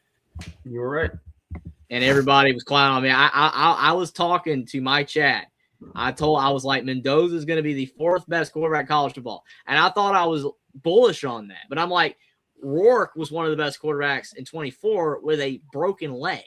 Like his ACL was tore, and he was incredible. If he could do that, then Cignetti's going to have Mendoza just lighten it up. And next year, Indiana's getting Hoover, and Hoover threw 13 picks at TCU.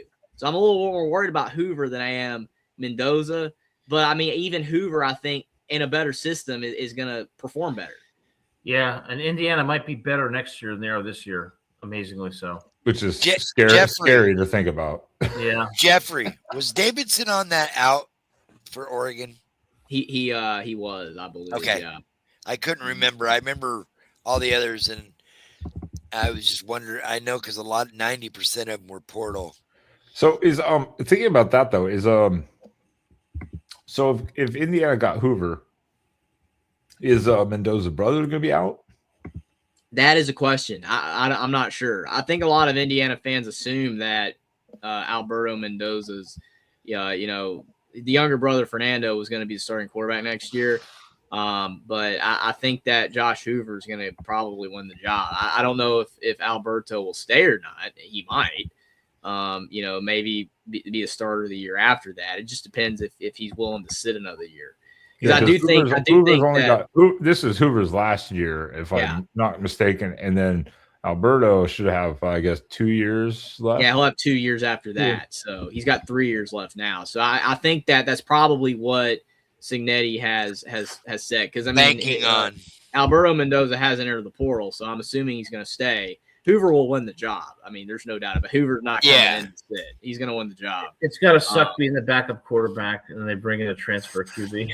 I mean, after your brother leaves, that's got and that's our problem going forward. Is we've got like 10 days to either grab somebody or you're rolling out a Keeley and Moga and Thomas and Bieber or Beaver. Yeah. People have been saying if Ty Simpson spurns the draft, he could go to Oregon. I think Ty Simpson, if he comes back, he would return to Alabama. Yeah, I don't think Oregon would have it. And no, I don't think it like people were saying Nebraska Raiola.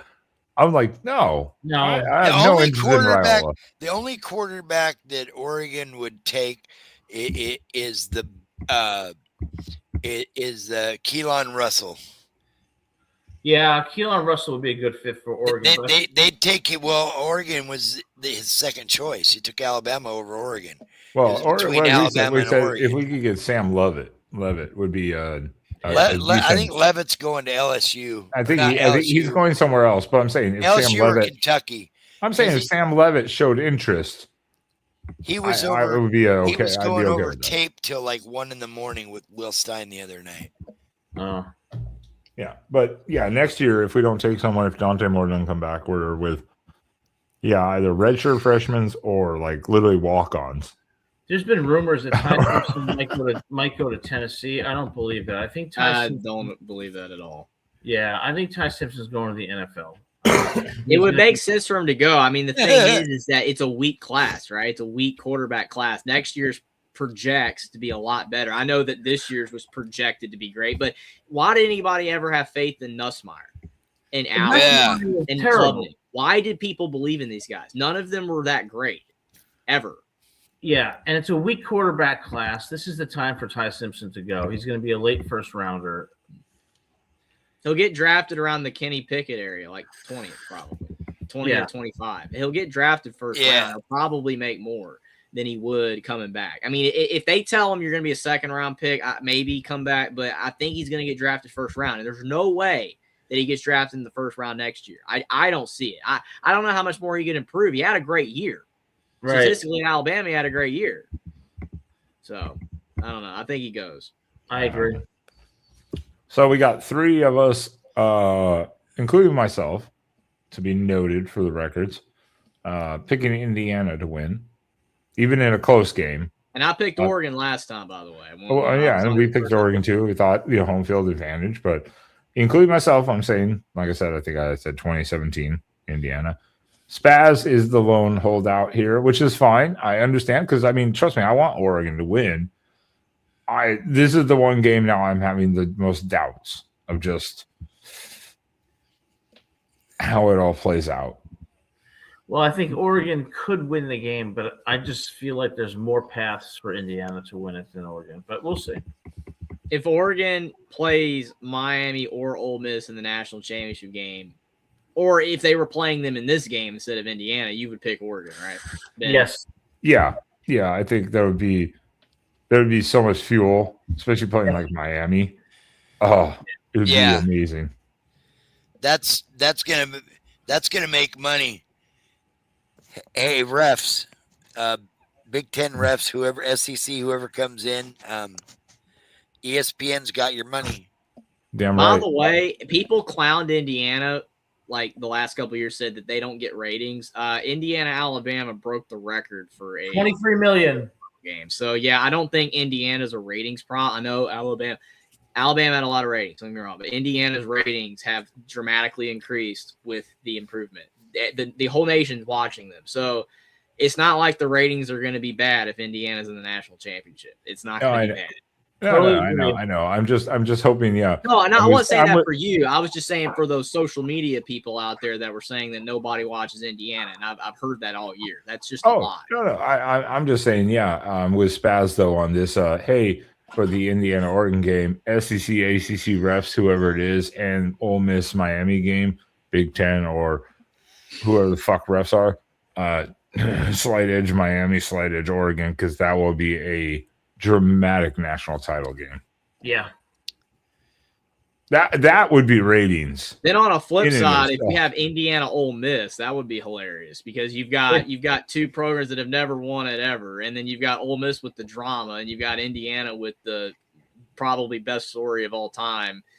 You know, you could argue, or one of the best, and it's just like that to me would be crazy. I mean, even Indiana Miami, you could say like, oh, traditional blue blood versus Oregon Miami would be incredible. It would for that reason, but I think Indiana, Miami, Indiana, Ole Miss would be great stories too, for sure. This is no matter what around. You've Yes, got they 4 do. teams that come from the Saban tree in the sense of the coaching staff / interim staff. You've got 3 teams trying to win it all for the first time. You've got a former coach against maybe potentially the former team in Miami versus Oregon. You've got dramatics, like the best tweet. We talked about this on last week's Spaz, where the best tweet was like, imagine at the beginning of the season, and they listed Oregon, Indiana, Miami, Ole Miss, Final Four.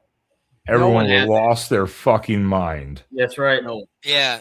And If people you said had- maybe replace the thing Oregon with Texas Tech, it would have been better. But at the same Yeah. time, it's like still people would have lost their mind not seeing Alabama, Georgia, Ohio State, stuff like that. They would have And been what's like, so funny, Ben, is that this is destroying the narrative. We always talk about it that only 3 or 4 teams can win it all, right? That's what we always say around every year. Like 3 or 4 teams can win it all. Well, these aren't your 3 or 4 teams here. I understand like Indiana's played so well that they're one of your 3. No one thought Indiana could win it all until they beat Ohio State, and then people started to believe a little. That's bit. right. Now that they beat Alabama, people believe, but before that, no one believed. Nobody.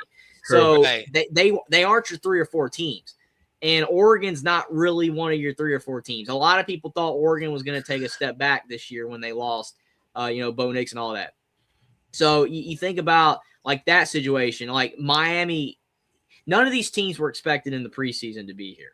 So that ruins the only 3 or 4 teams can win it all thing. Plus, I'm also seeing a lot of people getting upset, which is ironic, that these traditional, blue blood programs are getting mad now that the 12-team playoff exists because they're like, oh my goodness, it gives us more chances to lose.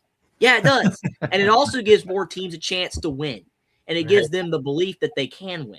This semifinal is destroying that narrative that only 3 or 4 teams can win it all every year. It completely just ruined it. And if it keeps happening in the future, then those blue blood programs are gonna be mad that they expanded the playoffs. They're gonna wish it had gone back. well, they're gonna be pissed off when they keep pushing to expand it to like 16 because there's even more opportunities for them to lose again. Yeah, you're gonna have more opportunities to lose. You're not gonna be able to win, every game. Georgia could go down in the the Elite 8 of it. If it's a 2014, they could fall, and Alabama could fall in the Final Four, and Ohio State could fall in the Sweet 16 of it.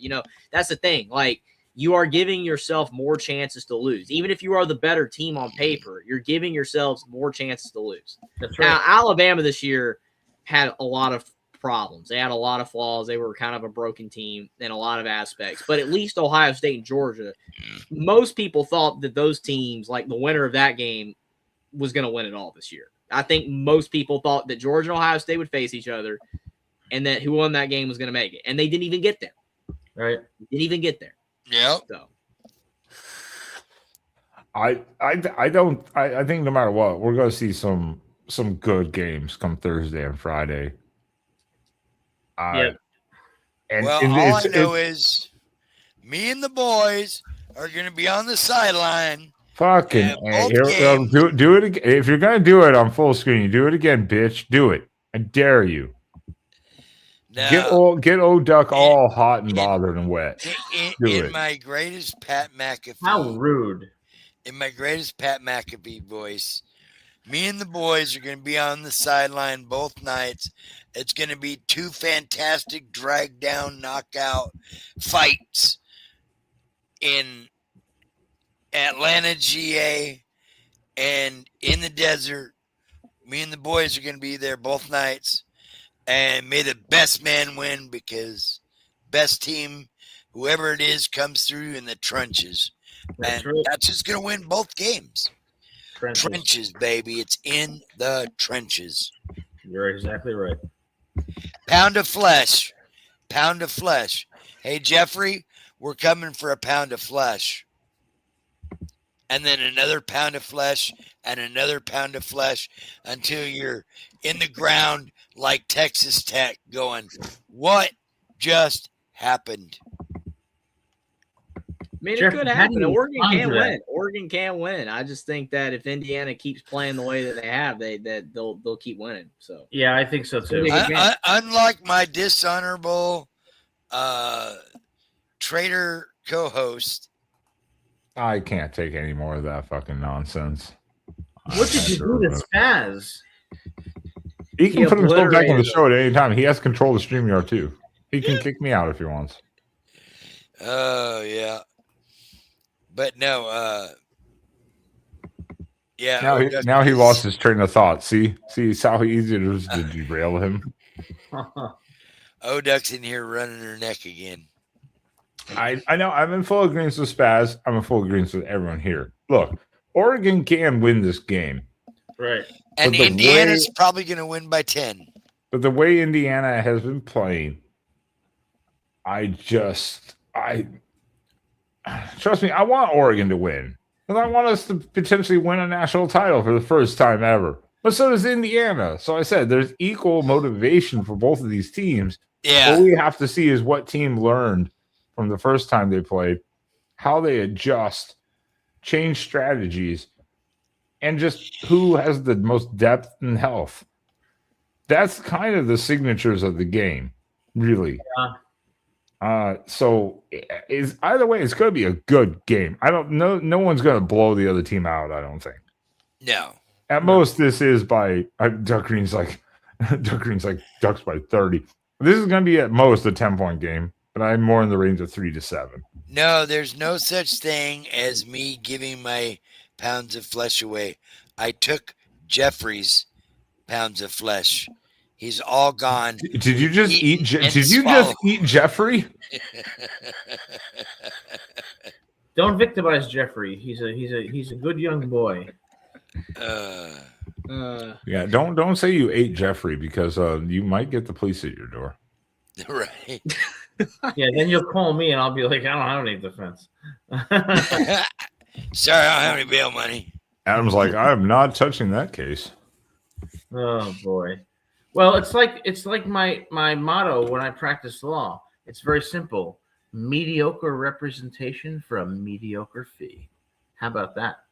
It's true. Right. That is true. That is true. That is I'm true. just That is kidding. true. I really don't say that, but I thought that was No, but that is true. would be a The more you, it's like a server. If you get tipped well, you get better service. Yes. You get tipped shit, you barely care. You know. You get shit service. I hate those people. I used to be a server in college. I hate those people who like tip you like $5.27. It's like, dude, you don't have to calculate the tip. Just round it up. Pain in the ass. Oh, I know. One of my exes was so bad at that. I'd be like, "What's the bill?" I'd be like, $35, and then he would be like, 15%. I'm like, give him like $2 extra and get it to 18. What the hell is Right. your problem? Be generous. Like, you're a goddamn pharmacist. You make like $130,000 a year. Are you kidding me? Give him a $2 extra. Wait a second. 15%. Wait a second. He's a pharmacist. So now that he's a pharmacist, are you able to basically get whatever medications you want at No, will? my ex, like a decade ago. Oh, it's the X. Sorry. Yeah, it was a cheap fucking scam. I'm still like, you make like $130 a year. Are you $2? Really? Like fucking asshole. Some people. So I would throw an extra $5 on the table just to make up for it for him. Yeah. Fucking asshole. I hear you. He was too. I mean, he was my bottom bitch. Oh, I said code words.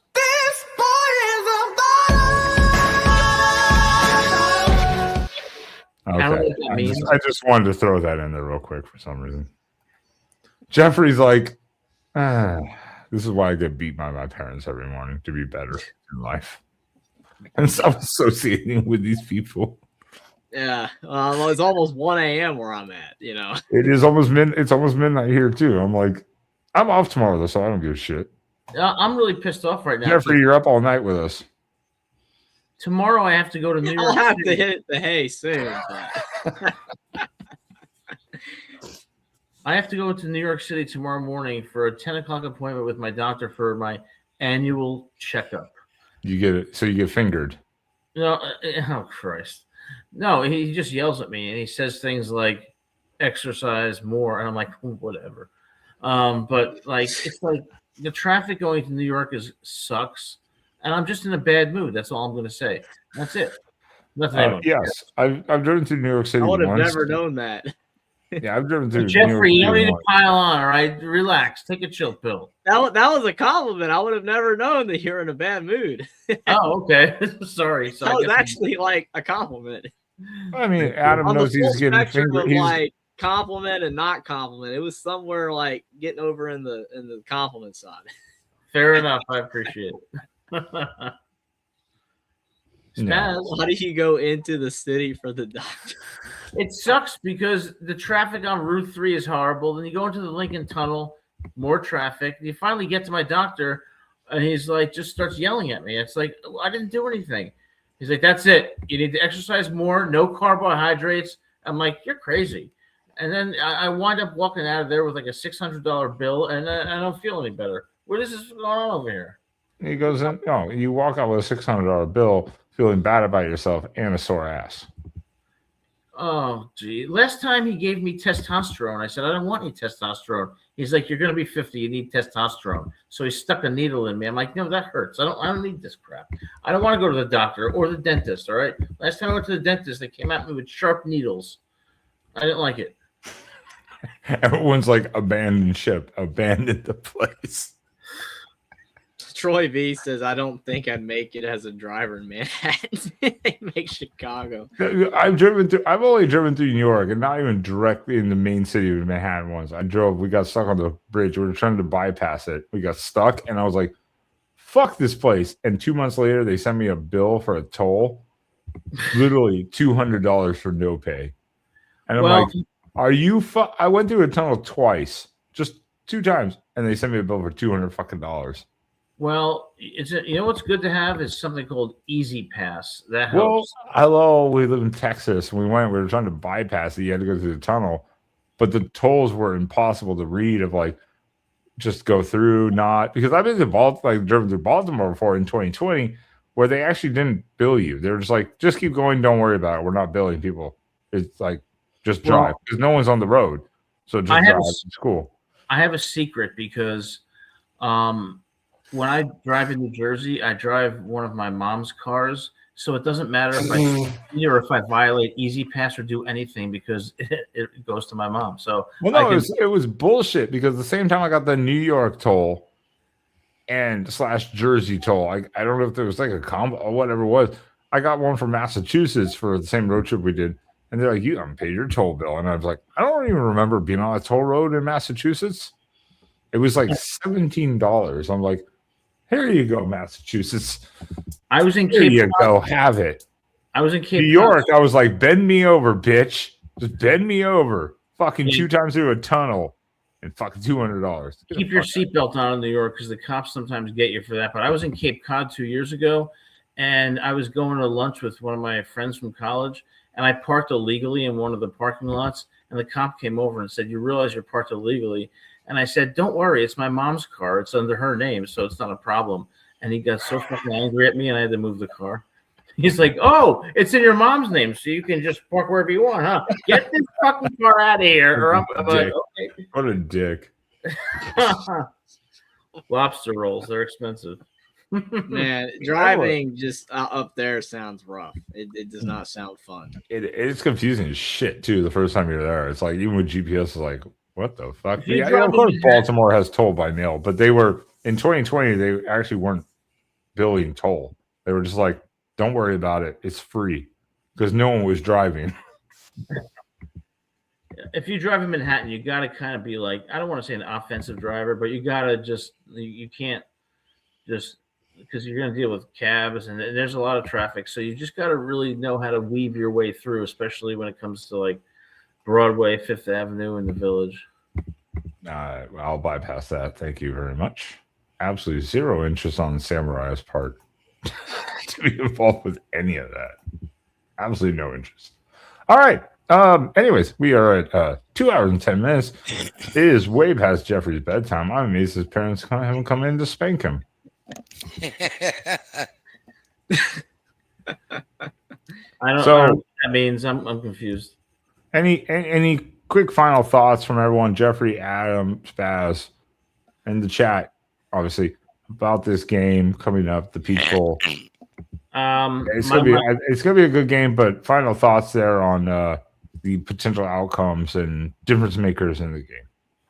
I think Oregon has to prepare for a war of physicality, and they're going to have to win it in the fourth quarter if they're going to have any shot. So that's my view.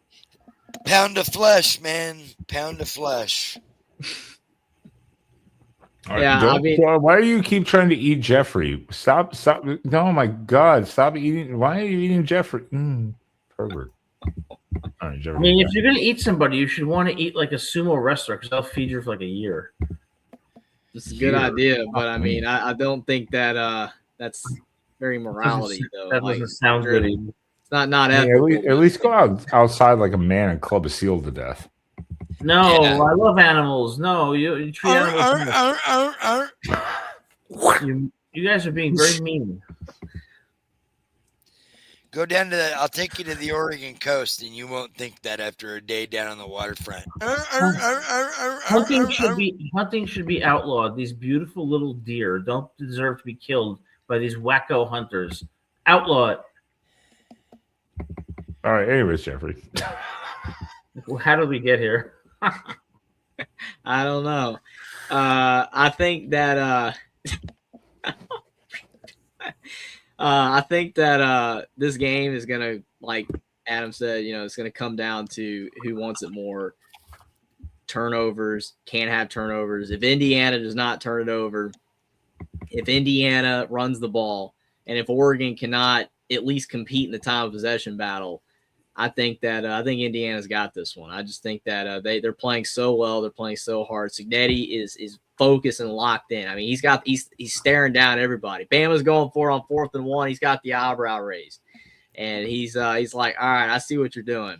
It's just they could lose. Oregon could win. I mean, I'm not ever going to be one of those people that say a team can't win. Like if it's Alabama versus the Citadel, I'm like, all right, but even then, you never know, and nothing is impossible, right? Oregon can absolutely win. It's 3.5-point spread, but Indiana's been playing better all year. Oregon's a great team. They've played very well, but I mean, Indiana's 14-0. They'd have to do what they have not done all year to lose this game, and they've done it 14 times in a row. I don't see them losing. I really think they'll win this game and go to the national title game. But it's gonna be a great game. I think more people are going to watch this one than the other game. I think that people are, and plus, I agree 100% there. Everybody in the country that loves college football is going to want to watch this one. It's going to be hopefully a classic. Yeah, I agree 100% with everything everyone said, because all of these aspects of the game can be true. Like we said, what did Oregon learn from the first time? How does the defense change? What does Indiana do to approach differently? How have each team's evolved? What does the coaching staff do to, get teams prepared? How does the transfer portal affect their depth and how you do these decisions? Both teams are playing for a national title, potentially for their first time, to win their first national title.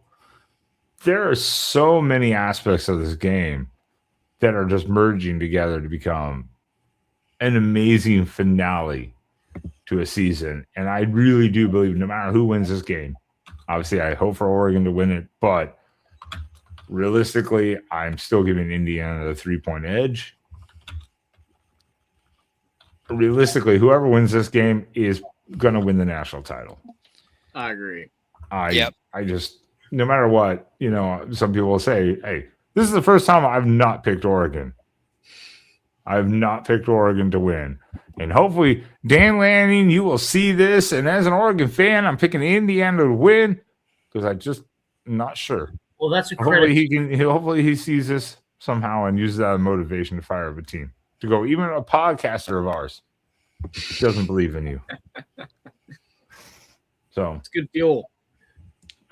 it doesn't take I mean, much. it was good fuel for Indiana when all of them picked Alabama too. So I Yeah. mean, it's the same thing. And there will be a few that pick Oregon. Like it's not like people don't believe in Oregon. I think like they got like the picks on the national media and everything. I think it'll be probably 50-50. Maybe they slightly lean Indiana's way more this time on the amount of people picking in the national media, but I mean, you saw a lot of big name people last time out pick Alabama, including Nick Saban himself. He did. Josh Pate, a lot of big name people picked Alabama. So I think Oregon's going to get some backers. It's not like everyone's picking IU. So I really don't think that either coach can really pull the underdog angle. I really don't think that. It's the same thing like Ty Simpson, Alabama were trying to pull the underdog angle, and yeah, they were underdogs, but you had a lot of the nation backing you. So I disagree with that. I think this is a pretty 50-50 game nationally with what people think. And even if Indiana has a slight edge, in the spread, I don't think either team can really use the underdog angle. I just looked at the ESPN thing. So yeah, it's 3.5, but the FPI is like 74% Indiana, which I don't look at the FPI to a degree because that shit can be completely wrong. But the interesting 3.5, but 74% FPI. If you see 3.5%, you think it'd be like 50-50 almost. So it's kind of an interesting line. Again, thank you, ESPN, for potential fuel for Oregon to go, oh, okay. Who knows? We're going to see. It's going to be a good game, though, by the way. It's going to be great. Well, guys, I have to run because I have to go to sleep. Yeah. No one cares about you getting fingered in the morning. That's not what's going to happen. I hope not. But look, the bottom line is this: you got to take care of your health. So I'm going to schlep into New York City, go through the Lincoln Tunnel, and then go down to 5th Avenue and 10th Street, park illegally, and hopefully get a good report on my health. Prayers that you park legally and also have a clean bill of health. Thank you, Jeffrey. And Ben, I just came across this. What? Our inside linebacker Braden Platt played 2 years of high school running back and has been practicing with the running back unit. Okay, that's good, but that scares me because he hasn't been used to it. So ball control, like holding on to that shit, that's a little scary too. That's a little scary because that's when people get the ball punched out. So that's a little scary. Yeah. Anyways, Adam, hopefully best of luck at the doctors for you in the morning. Hopefully it goes well. You don't have that low of testosterone, and hopefully the doctor milks you like a fucking goat. Well, I don't know what to say to that, but whatever happens. And Jeffrey did the eye closing, just fuck. Did that look again where he's just like, whatever happens, I know my doctor is going to get mad at me when I say, I love sugar and salt. And he's going to roll his eyes and say, I shouldn't take any more money from you because it's not worth it. And I'm going to tell him, it is what it is. So I plan to get frozen when I die so that I can come back 500 years from now as another Adam. And I think that's going to benefit society. So on that note, cheers. And I'll see you on Thursday. Love you guys. Bye. It's really no comment. Just like, what an exit. He's like, I'm out. He didn't even want to read the comments. You people are terrible. You people are terrible. Adam will become an Adam. You people are awful. Oh hell. All right. There was a good one You earlier. beautiful About, people. Thank you, Jeffrey, for coming in. oh, thank you, appreciate you guys Spaz, for for showing up. By the way, Yeah, thank you for filling in for me, Jeffrey, while I was taking care of business. You're welcome. It's all good. I mean, sometimes can't make it on time. I know Ben was not too pleased. I was like, he "This was son of a bitch." that opening, Yeah. it was hilarious. If you pull this shit tomorrow, No, I'm good tomorrow. I got. I was about to say, if you pull this shit tomorrow, I will personally fly up there myself, drive up there myself, just beat your ass. I had to get this talent locked in tonight because otherwise she might have went somewhere else. So I had to get my guy to come over to my house. We had to call her and get her flights booked and all that shit. So I like how yeah. Adam didn't commit to the tickets. Oh, he did. I told him he's like, well, I might not be in I might be out this weekend, but I'll go ahead and get you tickets if you want. And I'm like, I'm a white guy that's broken and disabled. I'm not going to Atlanta on a whim, hoping I'm going to run into my duck family down there. Yeah, no. Atlanta's a hellhole to fly out of too. It's awful. It's one gate for every terminal. Oh, there's only one gate. That's it. Like one entry for every fucking terminal and gate. I'd lose my shit. Yeah, it was terrible. When we went to Savannah, we got there like 3 hours beforehand. It took 2 hours plus to get through security. It's fucking awful. But Jeffrey, thank you for coming on. Appreciate it. We're gonna wrap this bitch up. I just want to end it really quickly with everyone's in support of Indiana, no matter what. May the team that wins this game win the national title. I think that's what we're kind of rooting for because I think they have the best pathway to do it. Be proven the strongest team, anyways. But as Glenn says here, real quickly, Spaz, take note of this, please. Oh, also, really quickly, too, everyone, make sure join us tomorrow, Spaz and I, for our preview show with the Crimson Cast, or is it Back Home Network, right, Spaz? On YouTube, the Back Home Network. I don't know. I just know Crimson Cast on. It's a Crimson Cast on Twitter. X and the Back Home Network on YouTube. It's listed in our video. It's already scheduled. It's been out there. Tomorrow at 3 p.m. Pacific. 5 Jeffrey probably knows more about them than we do. Yeah, Crimson Cast. Yeah, I've seen your post on Twitter. Well, put it this way, Jeffrey. We put that post up yesterday, and all of a sudden, we had like over 100 fucking people liking. It's 100. It's 170 likes. Yeah. Wow. So. Yeah, they got pulled. Apparently, and people are going, "This will be a must-watch podcast." I'm like, "Oh shit." Yeah, I know you're looking forward to that, Spaz. What's funny is our good friend over at on the other by himself, Ryan Winters. His son is Darby Winter. He does Darby photos for the team, and he saw that we were going with them, and all he put was, what did he say? Good luck or no? Buckle up. Buckle up. Dot. Sounds like it's gonna be a lot of fun. Yeah, well, you know how definitely have to check that one out.